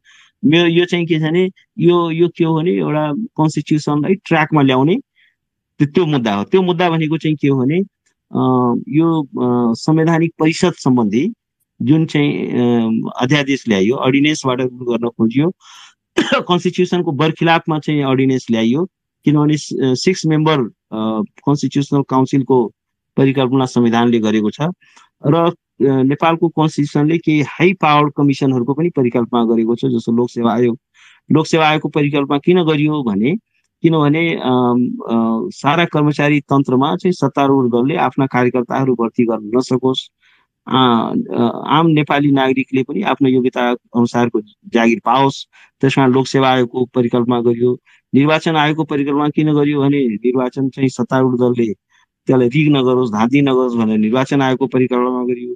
अख्तियार दुरुपयोग अनुसन्धानको परिकल्पना किन गरियो भन्दाखेरि यो अख्तियारको दुरुपयोग चाहिँ सत्तारूढ दलले नगरोस् र सत्तारूढ दलका मान्छे मुक्ति पाउने र राजनीतिक विरोधीहरूलाई चाहिँ पिक एन्ड चुजको आधारमा चाहिँ मुद्दा चलाउने त्यो प्रवृत्ति नहोस्। मानव अधिकार आयोगको यसमा परिकल्पना गरियो कि मानव अधिकारको हननको कुरामा चाहिँ त्यसले इन्भेस्टिगेट गरोस् र स्टेटलाई एकाउन्टेबल बनाओस् भनेर यी जुन हाई पावर कमिसन्सहरू छन् त्यो कमिसन्सहरूमा चाहिँ के छ भने स्टेट क्याप्चरिङको एजेन्डा अन्तर्गत त्यसमा चाहिँ के छ भने ठुलो सङ्ख्यामा मान्छेहरू नियुक्त गरियो। त्यसमा चाहिँ के छ भने त्यसमा चाहिँ प्रधान न्यायाधीशजीले पनि भागभण्डा पाउनुभयो। उहाँ चाहिँ एउटा अनकन्स्टिट्युसनल चाहिँ ढङ्गले जारी गरेको अध्यादेशको आधारमा बोलाएको मिटिङमा भाग लिनुभयो। आफ्नो आसेपासेले पनि नियुक्त गराउनु हो। त्यो मुद्दाको सुनवाई, त्यो मुद्दा बाइ द वे मैले त्यो केस दायर गरेँ, तर मेरो मलाई त्यो व्यक्तिगत केही फाइदा हुनेवाला छैन। त्यो नेसनको मुद्दा हो, त्यो रुल अफ लको मुद्दा हो। त्यसमा एउटा त त्यो नै भयो। यो चाहिँ के छ भने तपाईँ अहिले जुन जजेसहरूको जुन आएको छ नि त्यसमा पनि यो प्रश्न चाहिँ चटकार रूपमा आएको छ। त्यो दिनेश त्रिपाठीको लागि यसरी बुझेको थिएन। अनि अर्को कुरा चाहिँ हामी मान्छेले बुझेको के हो भने म जस्तो मान्छेले एउटा अनलाइनले प्रधान न्यायाधीशले भाग खोज्नु भयो भनेर निकाल्यो समाचार होइन। त्यो समाचारको आधारमा सबैतिर समाचार बने। अनि एकजना मन्त्री बन्नुभयो, जसले मन्त्री बनाउनु भयो उसले प्रधान न्यायाधीशले भाग खोज्या होइन मैले नै बनाएको हो भनिरहनु भयो। अनि हामीले चाहिँ प्रधान न्यायाधीशले को मान्छे हो उहाँले त्यही भएर मन्त्री बन्नुभयो भनिराख्यौँ। त्यही भनेको भरमा उहाँको राजीनामा मागिया छ भन्ने मात्र हामीलाई थाहा छ के। तपाईको विचारमा के हो त? अब यस्तो छ, मेरो विचार थाहा भयो त कहाँ हजुरलाई सोध्छु त, हजुरको चाहिँ विचार बुझ्न मन छ। यस्तो कुरामा यस्तो के हुन्छ भने यस्तो छ, उहाँले बनाएकै होइन भन्ने तपाईले लाग्दछ भने त्यसमा म तपाईको कुनै मद्दत गर्न सक्दिनँ। किनभने यो कुरा चाहिँ घाम चाहिँ छलङ्ग छ। दुईटै थाहा छैन हजुर मलाई, तर बुझ्न पर्यो होइन तपाईले के ओपिनियन सुन्नु न, केही पनि लाग्दैन भने त तपाईको के ओपिनियनै भएन। एउटा कुरा के छ नि ओपिनियन बनाउन पर्यो के सर। अब ठिकै छ ल, ठिकै छ, तपाईँहरूले जे लाग्छ हो।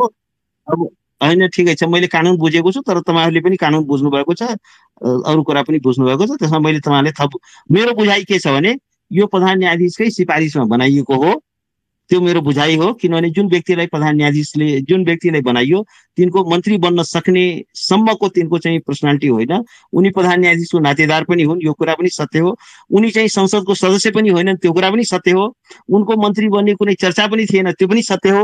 एउटा अर्को व्यक्ति त्यो कम्प्युटरको काम गर्ने त्यो व्यक्तिलाई पनि मन्त्री बनाउन खोजिएको थियो, तर धेरै ठुलो दबाब भएपछि चाहिँ त्यो बनाउन सकेन, त्यो कुरा सत्य हो। मेरो बुझाइ त्यो हो। अब तपाईँहरू आफ्नो पर्सेप्सन राख्न सक्नुहुन्छ, डिफर गर्न सक्नुहुन्छ, त्यो तपाईँहरूको डेमोक्रेटिक राइट्स हो, त्यसमा मेरो भन्नु केही पनि छैन। तर मेरो बुझाइ चाहिँ त्यो हो। त्यसमा के छ भने अब त्यो कारणले गर्दाखेरि त्यो भयो। त्यसपछि चाहिँ राजदूतमा पनि उहाँले आफ्नो सन्धिलाई नाम प्रस्तावित गर्नुभयो, भिनाजुलाई नाम प्रस्तावित गर्नुभयो, त्यो कुरा पनि आयो। र अब यो अहिले यस्तो ओपन सोसाइटी छ, मिडिया यति स्मार्ट छ कि अब कुराहरू लुक्दो रहेनछ, त्यो आइहाल्दो रहेछ। तर पनि अब चाहिँ तपाईँहरूले लाग्छ कि डिफ्रेन्ट ओपिनियन पनि राख्न सक्नुहुन्छ। त्यस कारण के छ भने अब यो चाहिँ जुन व्यापक रूपमा यो कुरा आयो त्यसले एउटा कुरा के देखियो भने कहीँ न कहीँ यो चलखेल भएको छ। त्यस्ता धेरै जस्तो एनसिएलको मुद्दामा चाहिँ के छ भने अर्बौं रुपियाँको चाहिँ के छ भने उसले कर तिर्नुपर्ने थियो, इन्ट्रिम अर्डर गराइयो र कर राष्ट्रको लागि चाहिँ के भने अर्बौं रुपियाँ चाहिँ घाटा गराइयो। त्यसमा पनि हामीले बोल्यौँ, त्यसरी गर्न पाइन्छ। ठुल्ठुला करदाताहरूको मुद्दा छ, जस्तो रञ्जन कोइरालाको मुद्दा, श्रीमतीलाई मारेको थियो, सारा प्रमाण थियो, उसलाई चाहिँ के छ भने 11 वर्ष उसको सजाय घटाइयो। त्यस्ता धेरै इस्युजहरू छन्, आर्थिक चलखेलका मुद्दाहरू छन्।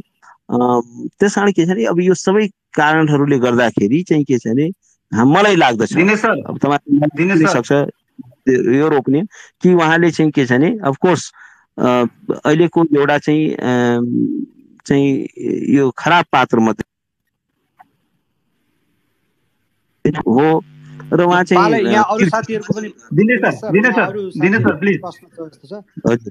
दिनेश सर म एउटा क्वेसन सोध्न चाहन्छु सरलाई। हजुर सम्पूर्णमा नमस्कार, वरिष्ठज्यूलाई पनि नमस्कार। मैले आफ्नो शुभ नाम पनि भन्ने गर्नु राखेको छु दिनेश सर। मेरो मुरारी सापकोटा। ए हजुर हजुर म मुरारी सापकोटा, सुनेको छ? हजुर सुनेको छ। दिनेश सरको मैले सुरुबाटै सुने। म आज चाहिँ सर्वोच्च अदालतमा एउटा दर्शकको रूपमा पनि हेर्न गएको थिएँ। पेसाले म पनि कानुन व्यवसायी नै हो।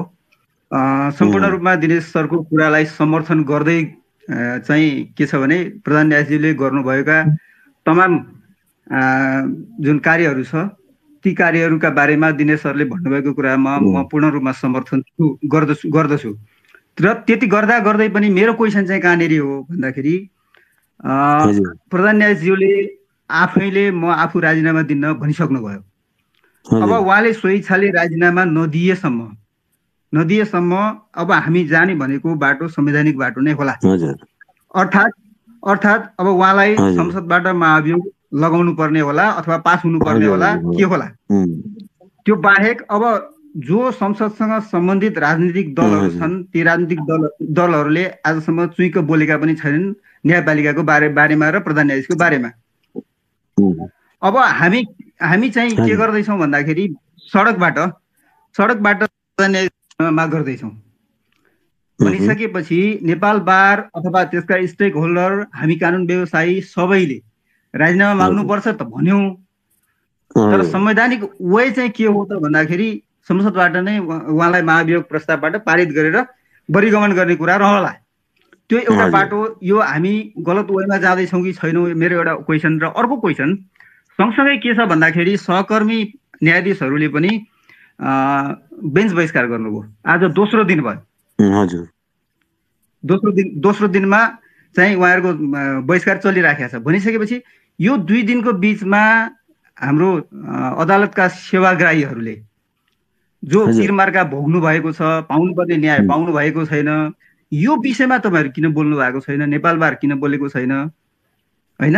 त्यसपछि मिडिया किन बोलेको छैन? र उहाँहरूलाई त्यो अधिकार संविधान त छ कि छैन?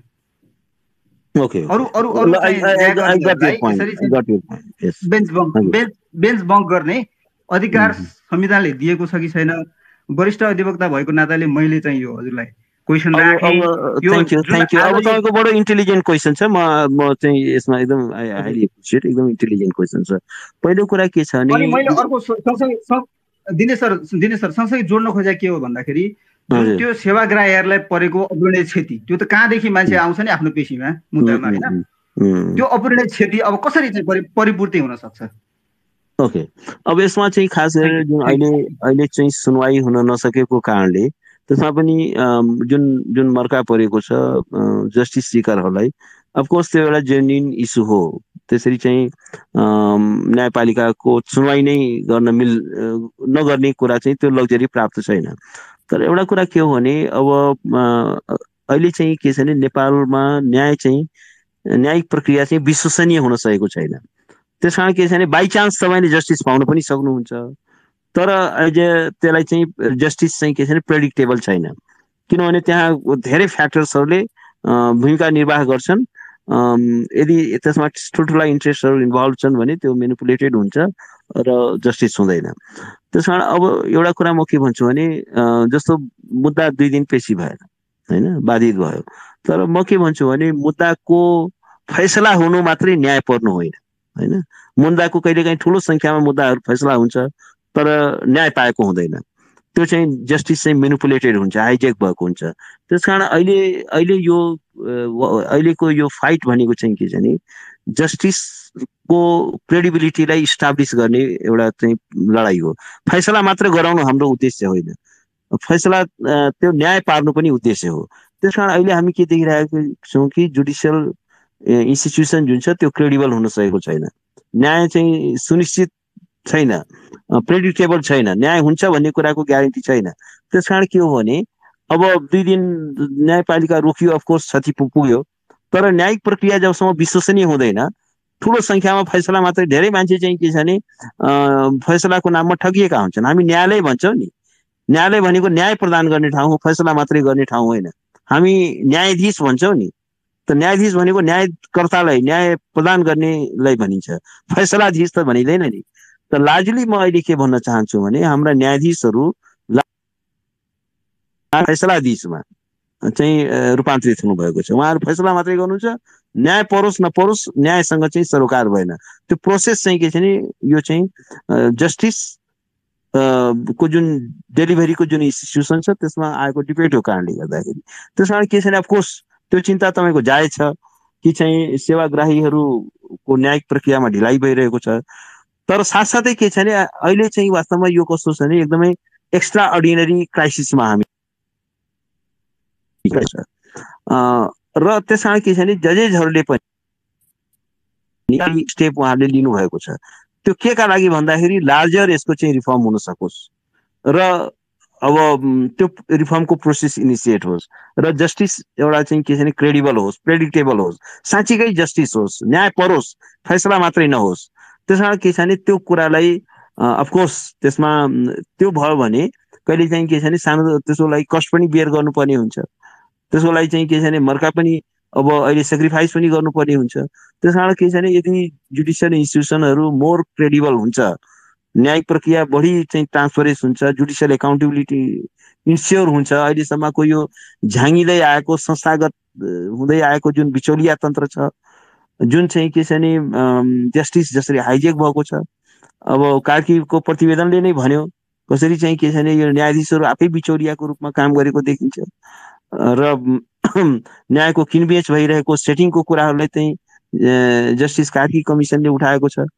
त त्यस कारण के हो भने त्यो यदि चाहिँ के छ भने लागू हुन सक्यो, त्यसको कार्यान्वयन हुन सक्यो भने चाहिँ जस्टिसको क्वालिटीमा चाहिँ इन्हान्स होला। त्यसमा एउटा यो पार्ट हो। अर्को तपाईँले चाहिँ अर्को तपाईँको फर्स्ट क्वेसनमा के इस्यु भन्नुभएको थियो? फर्स्ट क्वेसन भनेको चाहिँ मेरो के थियो भने जस्तो हामी सडकबाट चाहिँ राजीनामा माग गरिराखेका छौँ, सिजेले चाहिँ म राजीनामा दिन्न, म महाभियोग भोग्न तयार छु भने मैले बुझेँ। अब यसमा चाहिँ के हो भने अफकोर्स अब संविधान न्यायाधीशको किनभने जजेसहरूलाई चाहिँ के छ भने धेरै ठुलो सेफगार्ड दिएको छ ताकि चाहिँ के छ भने without fair and favour justice deliver हुन सकोस्। यसका लागि चाहिँ के छ भने न्यायपालिका संविधानले जजेसहरूको फङ्सनल अटोनोमीलाई इन्स्योर गर्नका लागि धेरै किसिमको सेफगार्ड गरेको छ।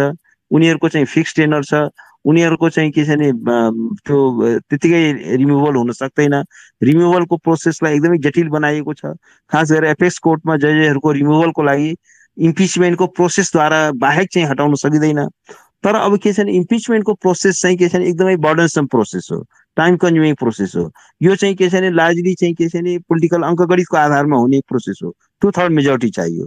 अब संवैधानिक प्रक्रिया त हो, तर एउटा कुरा के हुन्छ भने एउटा भनाइ के छ भने हरेक न्यायाधीश यति धेरै हाई भोल्टेज एउटा चाहिँ कन्ट्रोभर्सीमा आइसकेपछि अब उहाँले त उहाँको त आफ्नो लिडरसिप त फेर भइसक्यो, 2 दिन भइसक्यो र भोलि पनि बेन्च बस्नेवाला छैन भनेपछि त के छ भने अब चाहिँ उहाँको कारणले गर्दाखेरि यो जुडिसियरी क्राइसिसमा पर्यो। उहाँले त न्यायपालिका चलाउनै नसक्ने स्थितिमा पुग्नुभयो नि। उहाँलाई चाहिँ के छ भने हामी लयरहरूले मात्र होइन, उहाँका फेलो जजेसहरूले पनि उहाँलाई चाहिँ कोअपरेट गरिरहेको छैनन्। उनीहरूले डिफेन्ड गर्न तयार छैनन्। आफ्नो फेलो जजेसलाई पनि उहाँले कन्फिडेन्समा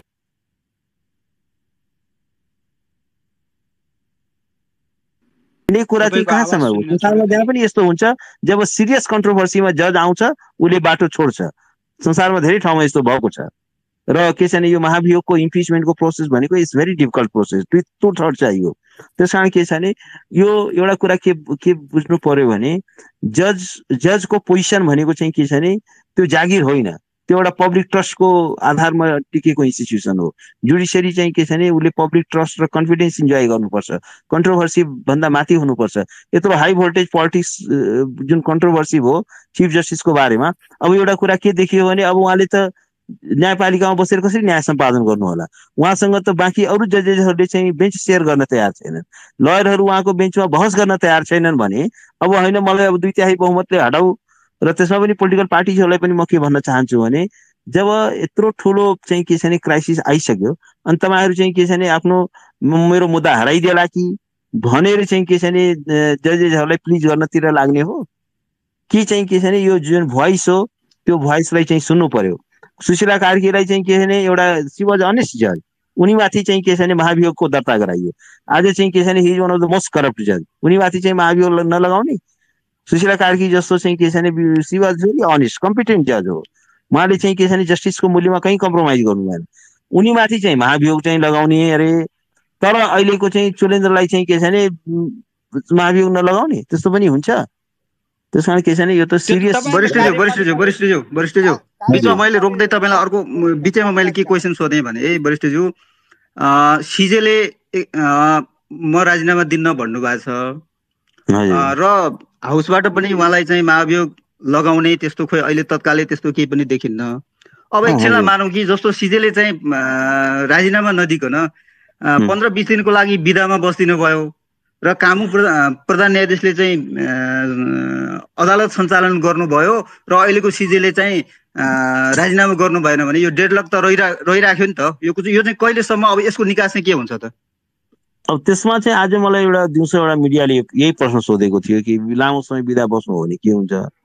मेरो धारणा यसमा के छ भने यदि उहाँ लामो समय बिदा बस्नुभयो भने अब उहाँले पुनः चाहिँ खिलराज लेग्मीलाई जस्तै उहाँले पुनः चाहिँ सर्वोच्च अदालतमा फर्किन दिनु हुँदैन।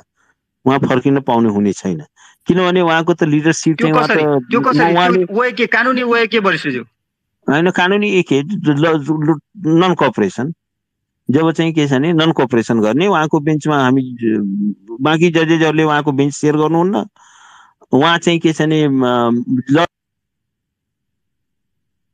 होइन होइन कानुन भन्दा बाहेक अनि हामी जाँदाखेरि हामी प्रजातान्त्रिक भयौँ त वरिष्ठज्यू। मुरारीजी अरू साथीहरू पनि प्रश्न सोध्न वरिष्ठज्यू राजीनामा गर्नुभयो।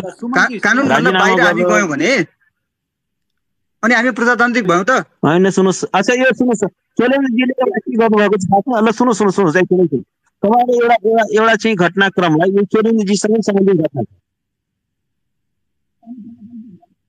होइन, किन प्रजातान्त्रिक भएन? तपाईँले आफ्नो विश्वास राख्न पाउनुहुन्न।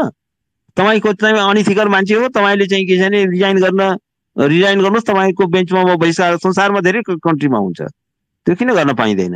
हाम्रो अल्टिमेट पावर त्यही त हो, एउटा नागरिकको पावर त्यही त हो नि। तपाईँले हामीले ट्रस्ट गर्दैनौँ।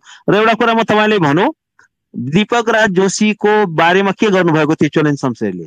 उहाँले के दीपक राज जोशीले राजीनामा गर्नुभएको थिएन, बुझ्नु भएन? उहाँलाई उहाँको चाहिँ सिजेमा कन्फर्म भएन। पछि जब चोलेन्द्र शमशेर चाहिँ प्रधान न्यायाधीश भयो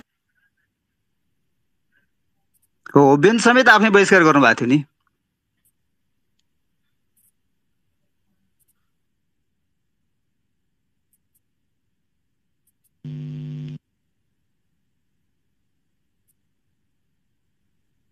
त्यस निम्ति के छ भने अब उहाँले चाहिँ अरूलाई छोड्ने, अरूको बेन्च बहिष्कार गर्ने, अनि उहाँलाई चाहिँ सबैले चाहिँ के छ भने कोअपरेट गर्नुपर्ने।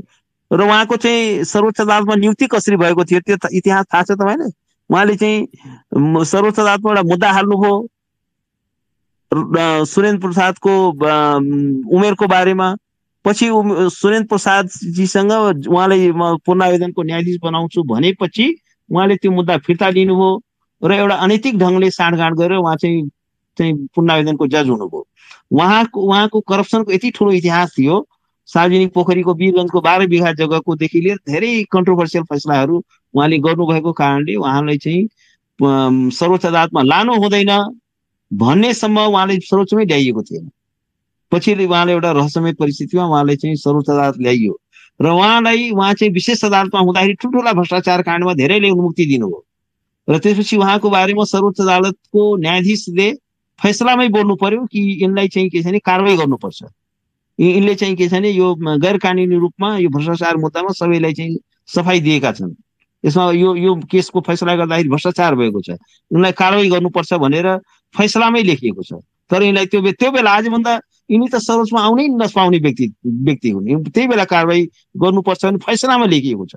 तर त्यसलाई पनि नजरअन्दाज गरेर यिनलाई एपेक्स कोर्टमा ल्याइयो भन्दाखेरि यत्रो चाहिँ के छ भने वास्तवमा is one of the worst example के जुडिसियरीमा यस्तो मान्छे हुनु भनेको it's a matter of same. Chief justice हुनु जिज्ञासा छ भने दिनेश सरलाई मेरो प्रश्न चाहिँ के भन्दाखेरि जस्तो अब अहिले प्रधान न्यायाधीशलाई महाभियोग नलगाइकन अरू कुनै तरिकाले हटाएर प्रधान न्यायाधीशले छोड्दैमा अब न्याय क्षेत्रमा सुधारको पहिलो खुड्किलो सुरु हुन्छ भन्नुभएको छ हजुरले। यो त्यो हुने मेरो विचारमा हो, पहिलो खुड्किलो सुरु हुन्छ। एक्ज्याक्टली त्यसको चाहिँ त्यसको दुईटा आधार भन्नुहोस् त मलाई दुईटा आधार सुन्नु मन लाग्यो। तपाईँले के आधारमा भन्नुभयो त्यो के होइन दुईटा चिन्ता म छैन म एउटा भने यत्रो ठुलो मैले अहिले सोच्दा कि यत्रो 1.5 घन्टादेखि बोलिरहेको छु उहाँले गरेका चाहिँ खराब कामहरूको गैर न्यायिक कार्यहरूको चाहिँ के छ यत्रो सूची भइसक्दा पनि अब उहाँ त्यसको लागि उहाँ चाहिँ एकाउन्टेबल बनाउनु पर्ने हो कि होइन ल भन्नुहोस् त यत्रो छ होइन उहाँको चाहिँ लिडरसिप नै फेल भइसक्यो नि उहाँको लिडरसिपलाई चाहिँ मैले भनेको छैन नि उहाँको फेलो जजेसहरूले भनिरहेको छन् कि हामी तपाईँसँग बेन्च सेयर गर्दैनौँ उहाँ 2 दिनदेखि उहाँको कारणले चाहिँ बेन्च बस्न सकेको छैन उहाँले बोलाएको फुल कोर्टको मिटिङमा कोही जाँदै गएन बार एसोसिएसनले राजीनामा मागिसक्यो भन्दाखेरि के छैन अब यत्रो भइसकेपछि त यसको लागि उहाँ चाहिँ एकाउन्टेबल हुनुपर्ने हो कि होइन जवाबदेही बनाउनु पर्ने हो कि होइन तपाईँले के लाग्छ नबनाउनु पर्ने हो तपाईँलाई लाग्छ भने अब कोर्स तपाईँ आफ्नो विचार राख्न सक्नुहुन्छ तर मेरो धारणा के छ भने हजुर तपाईँले लाग्दैन भने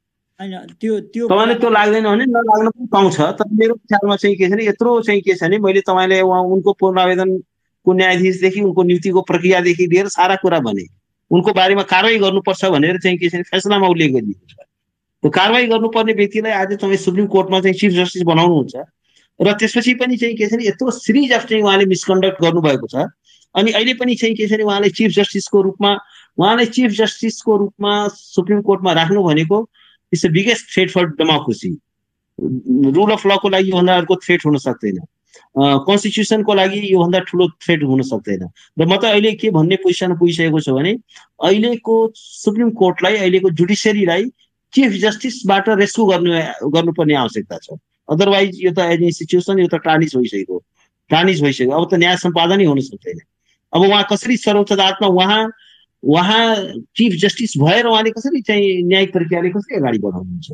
तपाईँ नेक्स्ट टु इम्पोसिबल उहाँको चाहिँ अब तपाईँले भन्नुभएको कुरालाई मैले थोरै चाहिँ क्वेसन गरेँ है सर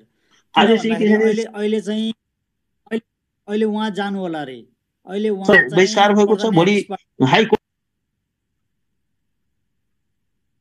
कोर्टको पनि बेन्चहरू बहिष्कार थाल्छ बुझेको छैन जजेस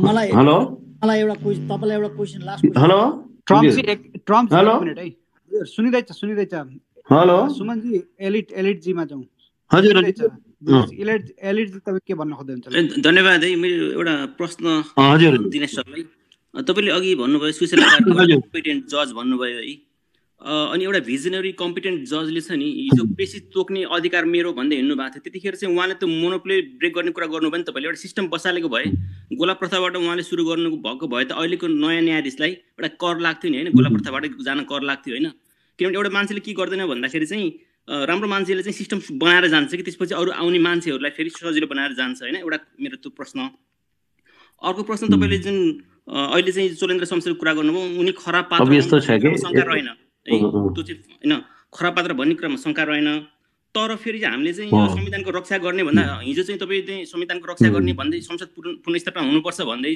त्यहाँ चाहिँ उसमा संसदका संसदहरूलाई लिएर जानुभयो होइन सर्वोच्च अदालत जानुभयो अब यो प्रोसेस लामो छ भनेर चाहिँ त्यो हाम्रो चाहिँ संवैधानिक खालको व्यवस्थालाई छोडेर होइन सडकबाट चाहिँ न्याय खोज्न जाँदाखेरि चाहिँ त्योभन्दा सजिलो के हुन सक्थ्यो भन्दाखेरि त हिजो जो संसदहरूलाई तपाईँले समर्थन गरेर जानुभयो नि सर्वोच्च अदालत जुन संसद पुनर्स्थापना गर्न उहाँहरूलाई चाहिँ अलिकति सहयोग माग्न सक्नुहुन्न उहाँहरूले सहयोग मागेर होइन एकचोटि चाहिँ ल महाभियोग लगाइदिनु पर्यो त्यो चाहिँ सजिलो बाटो संवैधानिक बाटो पनि थियो भनेर त्यतापट्टि जाँदाखेरि सजिलो हुन्थ्यो कि जस्तो लाग्छ है मलाई के छ तपाईँको त्यसमा विचार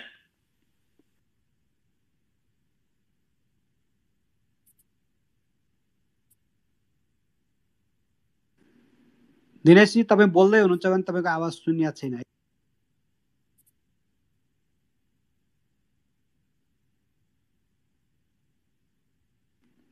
दिनेशजी तपाईँको आवाज सुनिया छैन कि सुनिया छ सुमन भाइ सुनिया छ तपाईँ सुन्दै हुनुहुन्छ सुनिया छैन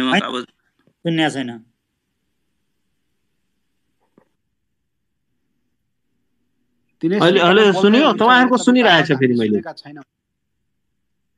बल्ल सुनिए सर सुरु गर्नु अहिले सुनिया छ ल धेरै बेर आउँदैन के आयो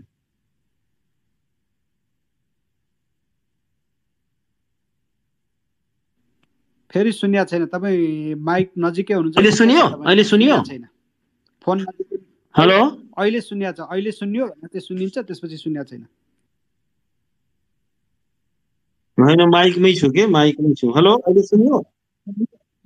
ए अहिले सुन्यो? फोनै अलिक ताकिसक्यो कि धेरै बेर बोल्दा बोल्दै। हेलो भन्नुहोस् न, उत्तर दिनुहोस्, सुनिरहेछ। होइन यो धेरै बेर बोलेर हो कि के हो, फोनै तातिसक्यो के। त्यस निम्ति के हो भने अब होइन फेरि अघि तपाईँको प्रश्न चाहिँ मैले मिस गरेँ कि, आधा सुनिएन कि, फेरि माइकले काम गरेन के, फेरि भन्नुहोस् त। सुशीला कार्की कम्पिटेन्ट तपाईँले भन्नुहुन्थ्यो नि, कम्पिटेन्ट मान्छेले त सिस्टम सुधार्नु पर्ने। हिजो उहाँले नि पेची तोक्ने बेलामा मेरो अधिकार भन्नुभन्दा चाहिँ मोनोपोली ब्रेक गरेर आफै चाहिँ गोला प्रथा सुरु गरेको भए अहिलेको प्रधान न्यायाधीशलाई कर लाग्थ्यो नि गोला प्रथामा जान। अहिले तपाईँले जसरी मोनोपोली ब्रेक गर्ने कुरा गर्दै हुनुहुन्छ, उहाँको पालामा भइदिएको भए सहिलो हुन्थ्यो। एउटा कुरा मेरो प्रश्न।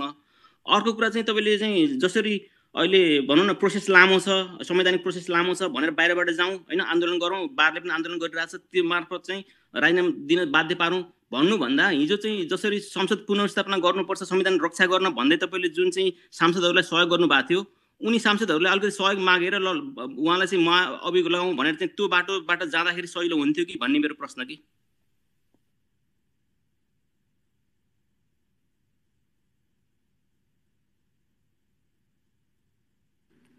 उहाँको फोन ताते जस्तो छ, फेरि सुनिन छोड्यो। दिनेशजी तपाईँको फोनले काम गरिरहेको छैन जस्तो छ।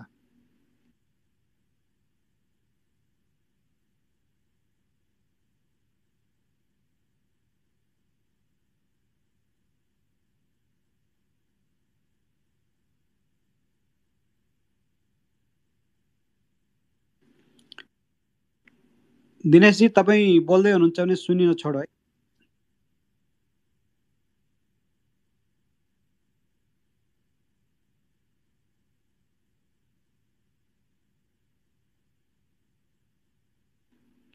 यहाँ अरू निकैजना साथीहरूले आउन कोसिस गरिरहनु भएको छ, अब खै उहाँलाई नै सुनिन छोड्यो भनेपछि मोबाइल ताते जस्तो छ दिनेश सरको मोबाइल दिनेश सरको मोबाइल ताते जस्तो छ। ट्रम्पजी यहाँ हाम्रो पनि आउन खोज्दै हुनुहुन्थ्यो, फ्रिजमा राख्नु पर्यो नि।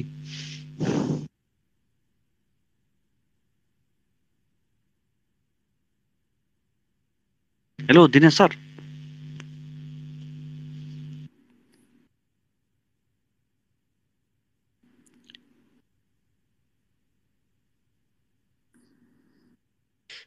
ल उहाँ त पुरा एकछिन साइड लाग्नु भएको जस्तो छ होइन। यसै बिचमा ट्रम्प महोदयलाई अनि त्यसपछि इलिट महोदयलाई हल्का प्रश्न गरौँ न। कस्तो प्रश्न भन्दाखेरि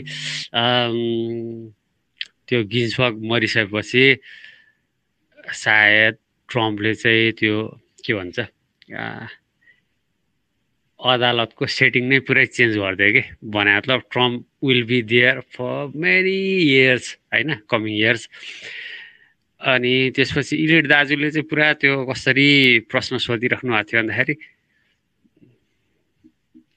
एकजनालाई मात्र भाग दिने, के अरे त्योभन्दा अगाडि नै हाम्रो कार्कीको पालामै विचित्र काम भइसकेको थियो नि, त्यही बेला ठिक्क गरे भए हुन्थ्यो, अहिले त यो लफडा पर्दैन थियो भनेर सोधिराख्नु भएको थियो नि। त्यसलाई इलाबोरेट गरिराख्नुहोस् न दिनेश सर नआउन्जेलसम्म, ट्रम्प महोदय र इलिट महोदयले चाहिँ। ल सुनौ। ओके, मेरो चाहिँ इलाबोरेसन गर्दा मैले के भन्न खोजेँ भनेदेखि चाहिँ होइन, अब सुशीला कार्की एउटा उहाँले भन्नुभयो कम्पिटेन्ट जज भनेर उहाँले स्वीकार गर्नुभएको छ होइन। र त्यो बाहेक चाहिँ अहिले हाम्रोमा के चलन भयो भनेदेखि पदमा बस्दासम्म चाहिँ आफ्नो राम्रो काम नगर्ने, पदबाट बाहिर गइसकेपछि अनि त्यसपछि बल्ल समाजको एकदम हुन्छ नि एउटा आई वाच जस्तो बनेर अथवा चाहिँ समाजलाई सुधार गर्न लाग्ने अथवा चाहिँ न्याय प्रणालीलाई सुधार गर्न लाग्ने उहाँ बसेको बेलामा छ नि। तब त्यतिखेर यो मोनोपोली ब्रेक गरेर अब मैले चाहिँ भनौँ प्रधान न्यायाधीशले चाहिँ बेन्च हजुर आउनुहोस् बोल्नुहोस् तपाईँ नभएको बेलामा मात्रै कन्टिन्यू गरे हो। अहिले सुनियो मैले बोलेको सुनेछ कन्टिन्यू गर्नु। Thank you. सुनिएको हो, ल थ्याङ्क यू। यो फेरि के हो कहिले आउँछ कहिले जान्छ? हजुर हेलो हजुर सुनिरहेको छ, हजुरले कन्टिन्यू गर्नुभयो हुन्थ्यो।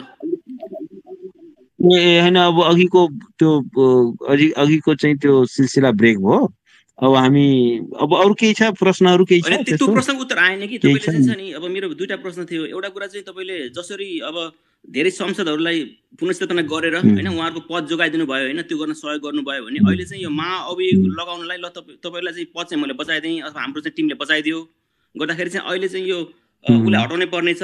अब राम्रो मान्छे भएनन् होइन, खराब मान्छे भए, खराब पात्र भए, अब चाहिँ संविधानको रक्षा गर्ने भने मतलब त तपाईँले हामीले सबैले संविधान कानुनको चाहिँ पालना गर्नुपर्ने भयो नि त। अब सडकबाट चाहिँ कसैलाई हटाउने भन्ने कुरा त छ नि, हाम्रो संविधान कानुन अन्तर्गत त नहुने भयो। अब तपाईँ जस्तो वकिलहरूले त त्यस्तो गर्नु झन् सुहाउँदैन। गर्दाखेरि चाहिँ बरु चाहिँ सांसदहरूको सहयोग ठिकै छ। होइन यस्तो हुन्छ, अब यस्तो हुन्छ। अब ठिकै छ, तपाईँले भने यो सुझाव चाहिँ ठिक छ, म यसलाई ग्रहण गरेँ। अब पार्लिमेन्टेरियनसँग मैले आह्वान गरेको छु, बोलेको छु राजनीतिक दलहरूलाई, राजनीतिक नेताहरूलाई र पार्लिमेन्टेरियन्सहरूलाई मैले आह्वान गरेको छु कि यो प्रोसेसलाई तपाईँहरूले इनिसिएट गर्नु पर्यो। किनभने यो चाहिँ हामीले त भनेर मात्र भएन, यसलाई त हटाउने प्रोसेस पार्लिमेन्टमै सुरु हुनु पर्यो। तर अब यसको त एउटा त पार्लिमेन्टको बाटो एउटा छ, अर्को के हो भने प्रधान न्यायाधीशले त अब जुडिसियरी नै प्यारालाइज गराउनु हो नि त। जुडिसियरी प्यारालाइज गरिसकेपछि सडकमा होइन, यो त के छ भने उहाँको फेलो जजहरूले नै उहाँको चाहिँ कलिग्सहरूले नै उहाँसँग हामी चाहिँ अब काम गर्न सक्दैनौँ, उहाँमाथि हामीले ट्रस्ट छैन भनेर भनिसकेपछि अब त जुडिसियरीलाई त उहाँले डिफङ्क्ट भयो नि त। 2 दिनदेखि डिफङ्क्ट भयो, भोलि पनि कोर्ट बस्छ जस्तो लाग्दैन मलाई। अब भन्दाखेरि त एउटा ठुलो डेडलक भयो। भन्दाखेरि त अब यसको लागि यसको नैतिक जिम्मेवार, यसको कानुनी जिम्मेवार त उहाँ नै हुनुहुन्छ। त्यस कारण के छ भने उहाँले आखिर पद त्याग गर्नु बाहेक के विकल्प छ त होइन। आखिर उहाँको पद त्याग गर्दाखेरि त त्यो सहज बाटो भयो नि। अब इम्पिचमेन्टको प्रोसेस त त्यो त अब यो त नम्बर गेम हुन्छ। त्यहाँ हेर्नुहोस्, अब इन्डियामा पनि के छ भने एकजना रामास्वामी भन्ने जज थिए, लास्टमा गएर उनको इम्पिचमेन्ट प्रोसेस उनमाथि इनिसिएट भयो, तर लास्टमा गएर इम्पिचमेन्ट मोसन फेल भयो किनभने 2/3 पुगेन। त्यसमा अब त्यो त एउटा पोलिटिकल प्रोसेस हो। तर एउटा कुरा के छ भने उहाँको आखिर एकाउन्टेबिलिटी इन्स्योर गर्ने धेरै मेकानिजम्सहरू हुन्छन्, धेरै बाटाहरू हुन्छन् र यत्रो ठुलो कन्ट्रोभर्सीमा परिसकेपछि, किनभने बियोन्ड द कन्ट्रोभर्सीमा रहनुपर्ने पद हो नि त यो त पब्लिक ट्रस्टमा चल्ने पद हो नि त। त्यसमा के छ भने अहिले उहाँले रिजाइन गर्नुभयो भने द बेस्ट चाहिँ सेफेस्ट कोर्स त्यो हुन्छ भन्नु खोजेको। त्यसमा शङ्का भएन कि, तर कुरा के भयो भनेदेखि उहाँसँग नैतिकता भएको भए यस्तो अवस्था नै आउँदैन थियो होइन। अनि नैतिकता नभएको व्यक्तिले त अब त्यो कुरा त मैले भने सही हो, नैतिकता भएको भए गर्न चाहन्छ नि त होइन। र अनि गर्दाखेरि त हाम्रो कस्तो हुने भयो भने कि जनताले न्याय नपाउने भयो नि त, स्थिति त जनतालाई एफेक्ट गर्ने भयो नि त होइन। र कुरा त्यस्तो भयो कि हेरौँ 1-2 दिन अझै हेरौँ। अब यो चाहिँ के हो भने प्रेसर अझै बढ्दैछ। अब उहाँले पनि आफ्नो कन्सल्टेसन्सहरू गर्दै हुनुहुन्छ। बार एसोसिएसनले पनि के छ भने मुभमेन्टहरू गर्ने त्यो चाहिँ प्रोसेसमा जाँदैछ। अब मलाई लाग्छ चाहिँ के छ भने सायद भोलि पर्सिसम्म केही पोजिटिभ आउटकम आउला भन्ने आशा गरौँ। त्यो भएन भने त अब अरू छँदै। ल ट्रम्पजी तपाईँको पालो, त्यसपछि साधुरामजी आउनु होला। हेलो दिनेश सर, नमस्ते। मायाको छँदैछ। मेरो चाहिँ खासमा मानवजीकै फलोअप क्वेसन हो कि, जस्तो एकदम यो मैले पनि धेरै नेपालको मिडियाहरू हेरेँ होइन, पढेँ। यो चाहिँ कस्तो भने यसमा चाहिँ प्याटर्न देखिन्छ कि, जस्तो कि मन्त्री नियुक्तको कुरा। हजुर हेलो सुनिया छ दिनेश सर, सुनिया छ। मैले चाहिँ मानवजीको क्वेसनमै फलोअप गरेँ, जस्तो कि यो मिडियाको नरेटिभमा चाहिँ एकदम प्याटर्न देखिएको छ कि मेरो क्वेसन। हेलो सुनिराख्नु भएको छ सर? हजुर भन्नुहोस् अलि सुनि है। म चाहिँ लको टेक्निकल कुरा चाहिँ म त्यति धेरै जान्दिनँ, तर म यो प्याटर्न चाहिँ मिडियाको नरेटिभको प्याटर्नको बारेमा यो कस्तो भने मन्त्री नियुक्त हुनुभयो उहाँ होइन, उहाँ मन्त्री नियुक्त हुनुभयो अनि मिडियामा केही पनि थिएन कि, तर अहिले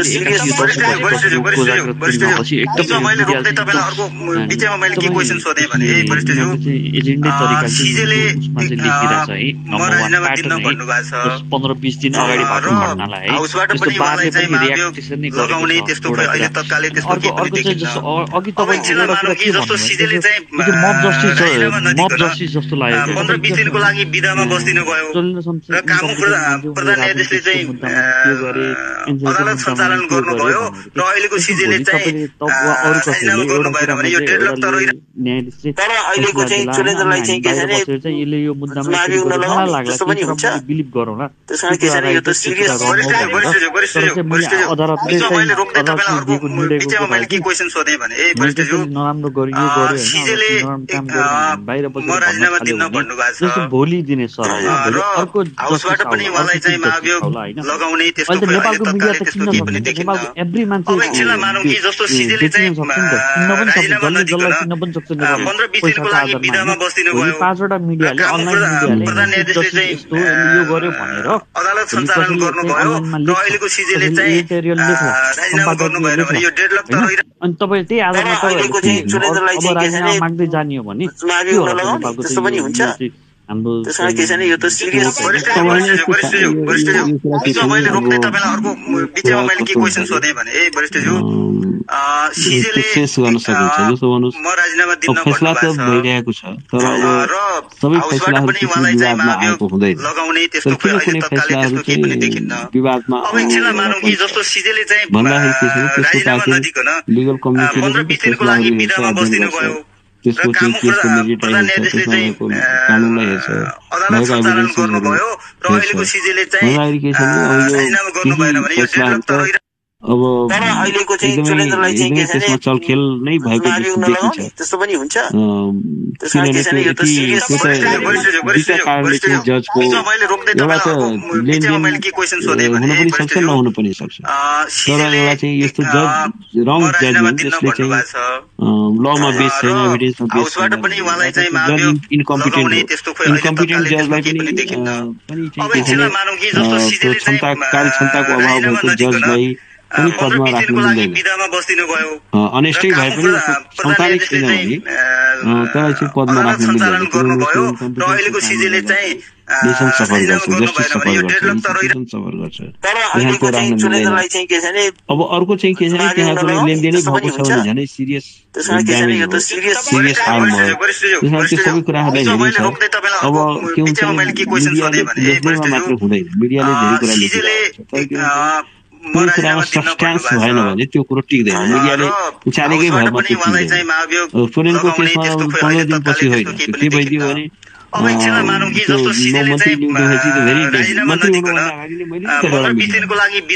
एकदमै अनहोनी हुन गइरहेको छ, अनर्थ हुन गइरहेको छ। यो चाहिँ हुनु हुँदैन।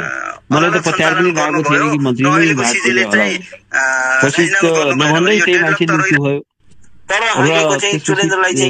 रिपोर्टर्स क्लबमा इमिडिएट प्रेस कन्फरेन्स थियो। मैले फर्स्ट त्यसमा पनि चाहिँ यो चाहिँ दायित्व बोक्नुपर्छ भनेको थिएँ र त्यसपछि मन्त्रीको राजीनामा बिचमा के भइदियो भेरी नेक्स्ट डे अब दसैँको सुरुमा नेपालमा दसैँ कुराहरू ठप हुँदो रहेछ। मान्छे सबै आफ्नो त्यही इस्यु पनि चाहिँ के छ नि तर हामीले भनेका थियौँ तर जसरी अदालतले इस्यु फेरि प्लेयर गरिहाल्यो त्यसपछि चाहिँ यो मोमेन्टम लियो। सबभन्दा ठुलो मोमेन्टम के लियो भने हामीले मात्रै राजीनामा मागेर नहुँदो रहेछ। तर जब चाहिँ के छ भने जजेसहरूको स्टेटमेन्ट आयो and it was very comprehensive statement हेर्नु भने जम्मै इस्युजहरूलाई त्यसमा आइडेन्टिफाई गरेको छ, एड्रेस गरेको छ। र त्यो आएपछि चाहिँ के छ भने यसले एउटा मोमेन्टम त्यसपछि के हो भने सिटिङ जजेसहरूको पनि आयो। अब सिटिङ जजेसहरूको आएपछि त बार स्टेसन त त्यो चाहिँ के छ भने वास्तवमा बार स्टेसन बरु निष्क्रिय थियो। अहिले चाहिँ के छ भने बार स्टेसनले पनि प्रोसेसमा चाहिँ के छ भने एउटा त्यो कुरालाई त अब एभोइड गर्न सक्ने अब यो के हो भने मिडिया यदि त्यसमा सब्सट्यान्स छैन भने त्यो खालि मिडियाले उचालेर मात्रै उचालिँदैन के त्यो त्यसमा चाहिँ सब्सट्यान्स चाहिँ हुनुपर्छ। तर सब्सट्यान्स यसमा देखिएको छ। सब्सट्यान्स देखेपछि त के छ भने अब झुटो कुरोलाई त जति नै प्रचार गरे पनि त्यो त पुग्दैन नि। साँचो कुरोलाई जतिलाई लुकाउन खोजे पनि लुक्दैन। लगाउने त्यस्तो खोइ अहिले तत्कालै त्यस्तो केही पनि देखिन्न। अब एकछिनलाई मानौँ कि जस्तो सिजेले चाहिँ राजीनामा नदिकन 15-20 दिनको लागि विधामा बस्दिनु भयो र प्रधान न्यायाधीशले चाहिँ अदालत सञ्चालन गर्नुभयो र अहिलेको सिजेले चाहिँ राजीनामा गर्नु भएन भने यो डेडलक त रहिरहेको दिपुजी केही छ हामी तर अहिलेको चाहिँ चुरेन्द्रलाई चाहिँ के छ भने चुनावी नलगाउने त्यस्तो पनि हुन्छ त्यसकारण के छ भने यो त सिरियस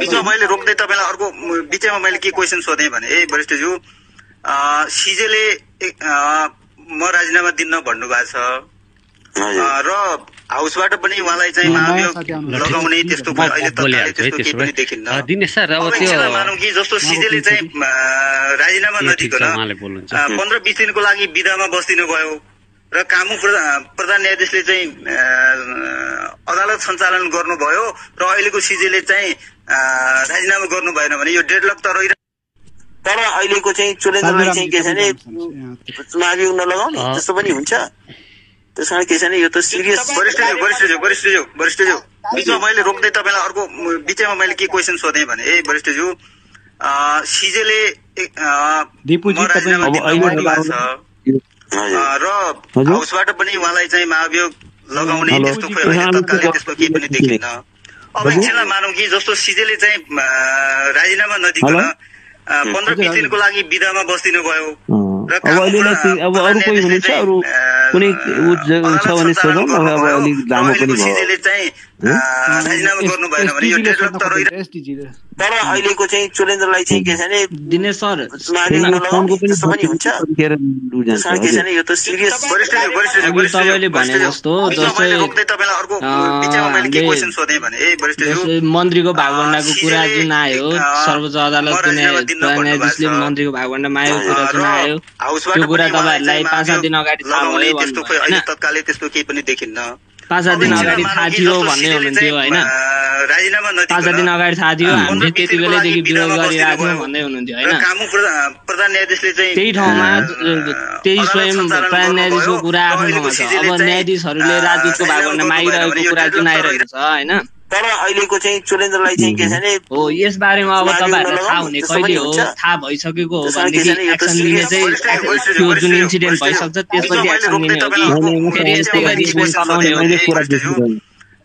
सिजेले तपाईले कुरा बुझ्नु भएन के बुझ्नु भएन भने त्यो बेला जब यो चाहिँ मिडियामा त आइहाल्यो राजदूतको पनि नियुक्ति भइसकेको त छैन उहाँले चाहिँ के छ भने राजदूतमा पनि भाग खोज्नुभयो मन्त्रीमा पनि भाग खोज्नुभयो मन्त्रीमा चाहिँ के छ भने नियुक्ति गराइहाल्नु त्यसमा के छ भने राजदूत नियुक्ति भइसकेको छैन कुरा बुझ्नु भएन राजदूत पनि भाग खोज्नु भएको थियो हो त्यसमा नियुक्ति अहिले भइसकेको छैन के कुरा राजदूत भाग खोजेको प्रधान न्यायाधीशले होइन बाँकी न्यायाधीशहरूले हो भन्ने कुरा जुन आइरहेको छ नि हैन बाँकी न्यायाधीश कहिले भन्यो बाँकी न्यायाधीशले कुनै भाग खोजेको सुन्नुहोस् तपाईले जुन मिडियाको आवाज लिएर भनिराख्नु भएको छ नि हैन म राजीनामा दिन्न भन्नुभएको छ त्यही मिडियाको अब मैले त्यो मिडियामा मैले पनि आई डोन्ट वान्ट टु म यो अनावश्यक म डिबेट गर्न चाहन्न मैले भनेको कुरा के हो भने प्रधान न्यायाधीश अरू न्यायाधीशको भाग खोजेको छैन त्यो कुरा क्याटेगोरी तपाईँ बुझ्नुहोस् के प्रधान न्यायाधीशले राजदूतमा समेत भाग खोज्नुभयो र राजदूतमा चाहिँ अब नियुक्ति त भइसकेको छैन अब यो त्यसपछि यो मन्त्रीवाला कन्ट्रोभर्सी भएपछि अब अहिले त्यो कुरा त हवा खायो तर कुरा त त्यो पनि उहाँले प्रयास गरेको हो नि कुरा बुझ्नु भएन कुरा एउटा हो तपाईँले अर्को कुरा सोध्नु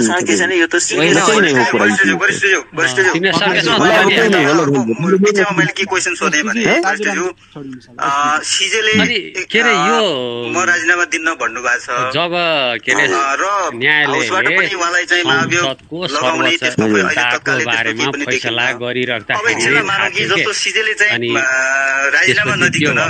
त्यहाँ त्यो अनुसार के अरे विपक्षी दलका नेता र अदालत सञ्चालन त्यहाँ भएका न्यायालयमा भएका प्रधान न्यायाधीश अनि थपिनाउने न्यायाधीश छ भन्ने कुरा त साधारण जनताले बुझिरहेका थिए कि थिएन अनि त्यसै अनुसार फैसला आयो त्यो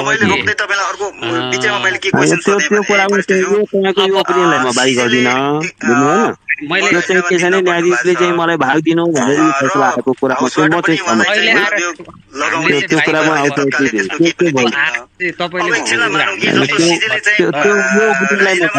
त्यसमा भएको के छ भने पहिलो कुरा एउटा कुरा अब हामीले के बुझ्नु जरुरी छ यो फैसला जुन संसद पुनर्स्थापनाको हो यो चोलेन्द्र शमशेरले चाहेर आएको फैसला हो। उहाँले चाहिँ के छ भने जसरी बेन्च प्रसिक्युट गर्नुभएको थियो, उहाँले चाहिँ बेन्चमा जसरी प्रस्तुत हुनुभएको थियो त्यो चाहिँ के थियो भने उहाँ पूर्ण रूपमा उहाँ चाहिँ के चाहनुहुन्छ भने यो संसद यो उहाँले चाहेको रिटायरी हुने थिएन, संसद पुनर्स्थापना हुने थिएन, पहिलोचोटि पनि हुने थिएन, दोस्रोचोटि त झनै हुने थिएन। त्यस कारण के छ भने उहाँले भइ के दियो भने त्यहाँ मेजोरिटी अफ जजेस चाहिँ के दियो भने पुनर्स्थापनाको पक्षमा उहाँ माइनोरिटीमा पर्नु, माइनोरिटीमा परेपछि अब उहाँले डिसेन्टिङ ओपिनियन लेख्ने हो भने त्यसको अर्थ छैन, किनभने मेजोरिटी जजमेन्ट चाहिँ प्रिभेल गर्छ। 5 जजेस बेन्चमा 3जना जज चाहिँ पुनर्स्थापनाको पक्षमा भयो र उहाँ आफू र एकजना अर्को न्यायाधीश चाहिँ पुनर्स्थापनाको पक्षमा भयो, पुनर्स्थापनाको विपक्षमा भयो। अब माइनोरिटी ओपिनियन लेखेर के गर्ने, त्यो त पोलिटिकली एउटा चाहिँ के छ भने त्यो एउटा क्राइसिसमा पर्नु जस्तो त्यही एउटा यो कारणमा चाहिँ महाभियोग दर्ता हुन सक्यो।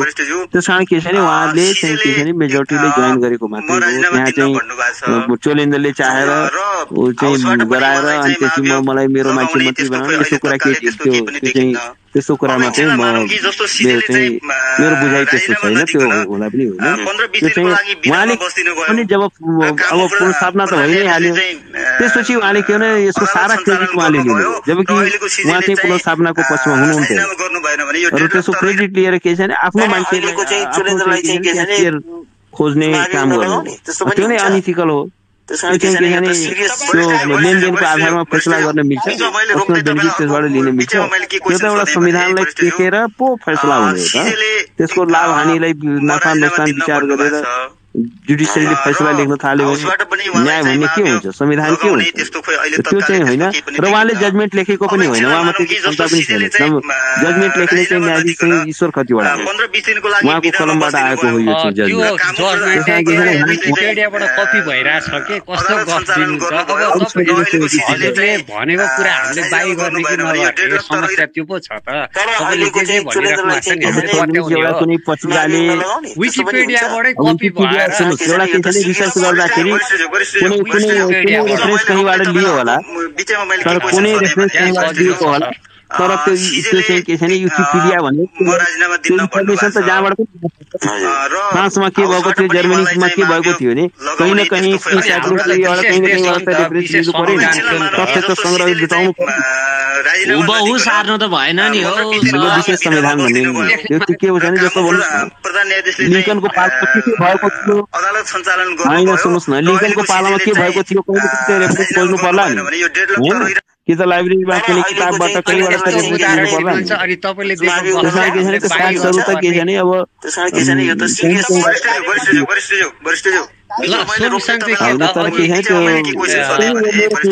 एकछिन है, अघि इलिट आकाशले ठिक छ अघि इलिट आकाशले सोध्नु भएको थियो नि, सबभन्दा सजिलो त जसलाई के अरे फुर्काएर अदालतमा प्रभाव पारेन ती संसदहरूले पुनर्स्थापना त भयो। अब त्यो बाटोमा सडक नाटक नगरी नौटङ्की नगरिकन संसदबाटै महाअभियोग लाउनु चाहिँ ठिक के अरे त्यो बढी संवैधानिक हुन्छ कि यो कानुनी सेवाग्राहीलाई दुःख दिएर यो नौटङ्की गर्ने चाहिँ ठिक हुन्छ भन्नुहोस् त। अनि के अरे उनीहरूलाई नौटङ्की सटङ्की मलाई थाहा छैन।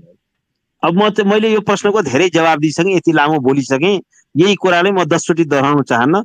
मेरो विचारमा अब चाहिँ यो डिबेट चाहिँ धेरै लामो पनि भइसक्यो, मलाई पनि भोलि काममा जानु छ।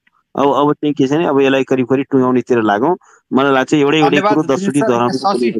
धन्यवाद। अब चाहिँ मेरो भोलि काममा पनि जानु छ, मेरो भोलिको केस पनि तयार गर्नु छ। म त आधा घन्टाको यसो होला भनेर मैले जोइन गरेको, यो अब 2 घन्टा 3 घन्टा भइसक्यो। यो त अब मैले भोलिको केस कतिखेर तयार गर्ने, भोलि काममा कतिखेर जाने, मेरो त स्केड्युलै बिग्रिन्छ। त्यस कारण अब सरी, अब फेरि छलफल गरौँला, डिस्कसन गरौँला।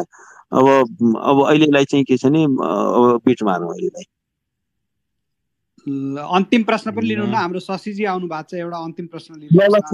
प्रश्न गर्नुहोस् कि तर उ नगर्नुहोस् कि गाली गलौजको शैलीमा प्रश्न नगर्नुहोस् कि त्यो त्यसरी चाहिँ के छ भने हामी कुनै एउटा हेल्दी डिबेटमा गरौँ। र एउटा कुरा के छ भने म चाहिँ के छ भने सर्टेन भ्यालुजको लागि स्ट्यान्ड गर्ने व्यक्ति हुँ, बुझ्नु भएन? फलानाको पालामा यस्तो किन भएको थियो त्यो फलानालाई नै गएर सोध्नुहोस्, त्यसको लागि आइएम नट रेस्पोन्सिबल, बुझ्नु भएन?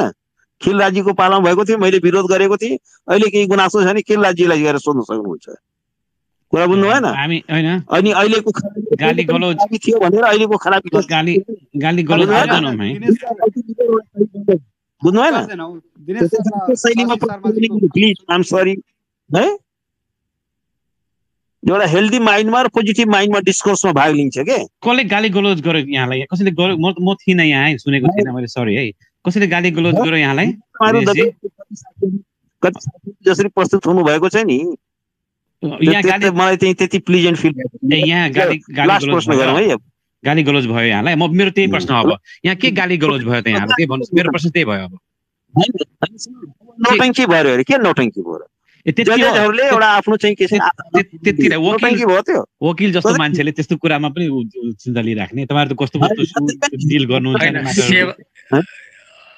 शशि सर, सेवाग्राहीलाई सेवा दिन छोडेर सडकमा निस्किरहेछन् होइन, अनि त्यसलाई नौटङ्की भनेर उदाहरण दिएको के होइन? छोडिदिनु होइन। ल ठिक छ, ल प्रश्न के छ ल भन्नु, ल छोडिदिनु। अब खोइ म चाहिँ थिइनँ, त्यही भएर यो प्रश्न डुप्लिकेट भयो कि जस्तो लाग्छ मलाई, त्यही भएर म सोधिहाल्छु होइन। गाली गलौज चाहिँ म चाहिँ कुनै हालतमा गर्दिनँ होइन, मेरो त्यो बानी नै छैन। म चाहिँ एउटा के अलिकति सोध्न खोजेको भने त्यो के अरे न्यायाधीशले जेठानलाई मन्त्री बनाउन लगाए भनेर चाहिँ यो सबै भइरहेको जस्तो लाग्छ होइन। त्यसको चाहिँ नि एभिडेन्स कहाँ छ? तपाईँहरू वकिलहरू त एभिडेन्स खोज्नुहुन्छ होइन, त्यो एभिडेन्स छ हामीसँग? अब यस्तो छ, एउटा कुरा के छ भने अब यसको एभिडेन्स छैन। एउटा कुनै मान्छेले मदिरा सेवन गरेको छ छैन हो पक्का हो? सुन्नुहोस् न पहिला, let me complete the sentence, let me complete the sentence. Evidence के हो भने मैले भने एउटा कुनै मान्छेले एभिडेन्स मदिरा सेवन गरेको छ सकिँदैन, उसको मुखबाट गाली निकाल्न सकिँदैन, तर उसको ब्याड स्मेल त तपाईँले फिल गर्न सक्नुहुन्छ नि। यत्रो चाहिँ सबैको चाहिँ फ्याक्ट एन्ड फिगर आइसक्यो, त्यो चुने शमशेरको जेठानै हुन् यो भनेर आइसक्यो, उनी चाहिँ मन्त्री बनाउने, उनको मन्त्री बन्न सक्ने उनको चाहिँ पोलिटिकल हाइट पनि होइन, त्यो कुरा पनि आइसक्यो। सांसद मन्त्री बन्नलाई मिनिमम योग्यता चाहिँ सांसद हो, त्यो सांसद पनि उनी थिएनन्, त्यो कुरा पनि आइसक्यो। कस्ता कस्ता पेहारी व्यक्तिहरू मन्त्री बन्न पाएको छैनन् भन्ने कुरा पनि छ। अब गजेन्द्र हमालले किन मन्त्री बन्ने, त्यसको कुनै जस्टिफिकेसन के थियो? त्यस कारण के अब उनलाई चाहिँ एभिडेन्स छैन भनेर तपाईँ बस्नुहुन्छ भने अब तपाईँ होइन, सुन्नु न, सर्कमस्टान्सियल होला, सर्कमस्टान्सियल एभिडेन्स होला। म वकिल त होइन, म वकिल होइन होइन, तर सर्कमस्टान्सियल एभिडेन्स होला। अब तपाईँले मान्छेको चाहिँ मुखबाट गन्ध आयो त्यही भएर रक्सी खायो भने, मान्छेको के रोग लागे पनि हुन्छ अनि ह्यालिटोसिस भन्छ, त्यसले पनि मान्छेको मुखबाट गन्ध आउँछ, अब त्यसले चाहिँ रक्सी खायो भन्न पाइन्छ? तपाईँ वकिल जस्तो मान्छे, एउटा प्रपर एभिडेन्स लिएर चाहिँ केस लड्ने मान्छेले खालि स्मेलको आधारमा ब्रेथोलाइजर भन्ने हुन्छ, त्यसले टेस्ट गर्नु न, त्यसपछि पो एभिडेन्स हुन्छ त। कि ब्लड टेस्ट गर्नु, युरिन टेस्ट गर्नु, अल्कोहल कति छ भनेर त्यहाँबाट पो एभिडेन्स हुन्छ त। अब यो सर्कमस्टान्सियल होला, यस्तो यस्तो सबै कुरा कोइन्सिडेन्स पनि हुन सक्छ नि त होइन, everything could be a coincidence, त्यो किन होइन?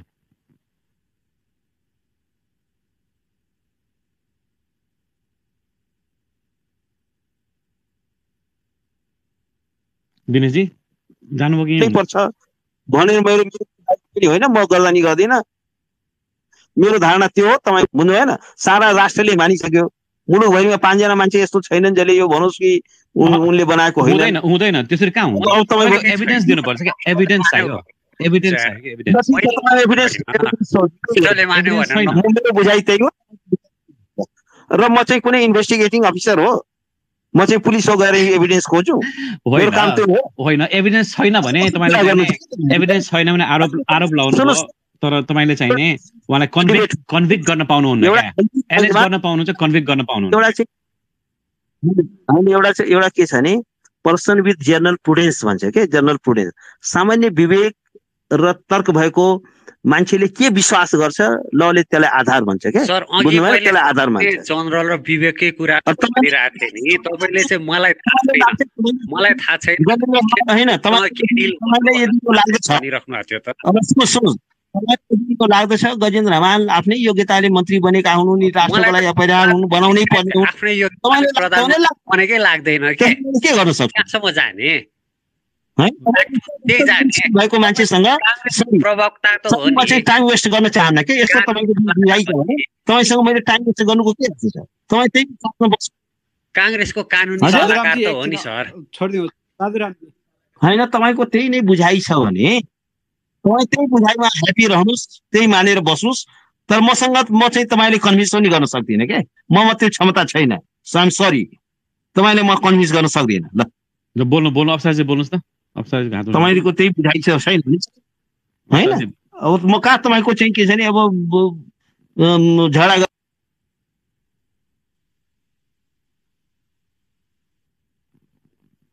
छिमेकीको अप्सराजी होइन त्यो के अरे महाराजको लगाएर केही गरे पनि केही हुनेवाला छैन। अब यसमा चाहिँ बहस के भन्दाखेरिमा चाहिँ नि अब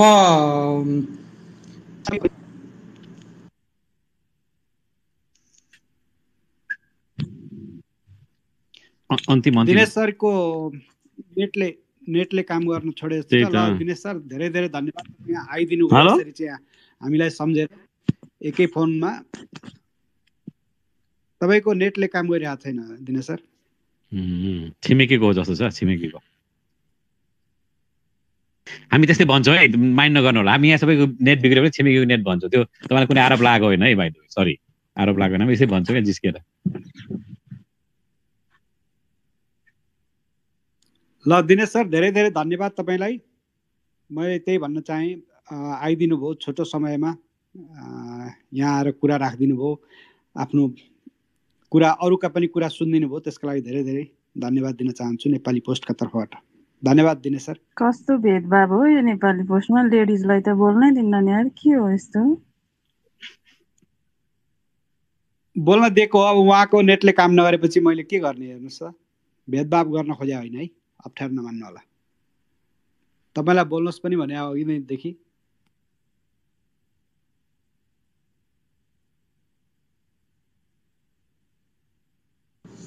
यस्तो भयो कि प्रधान न्यायाधीशलाई मात्रै दोष लगाएर अरू सबै चोखो बन्ने काम यो चाहिँ नि नराम्रो काम हो गरे होइन। जति बहस गरे पनि जे गरे पनि अब यो त बहस त हुँदै गर्छ ठाउँ ठाउँमा।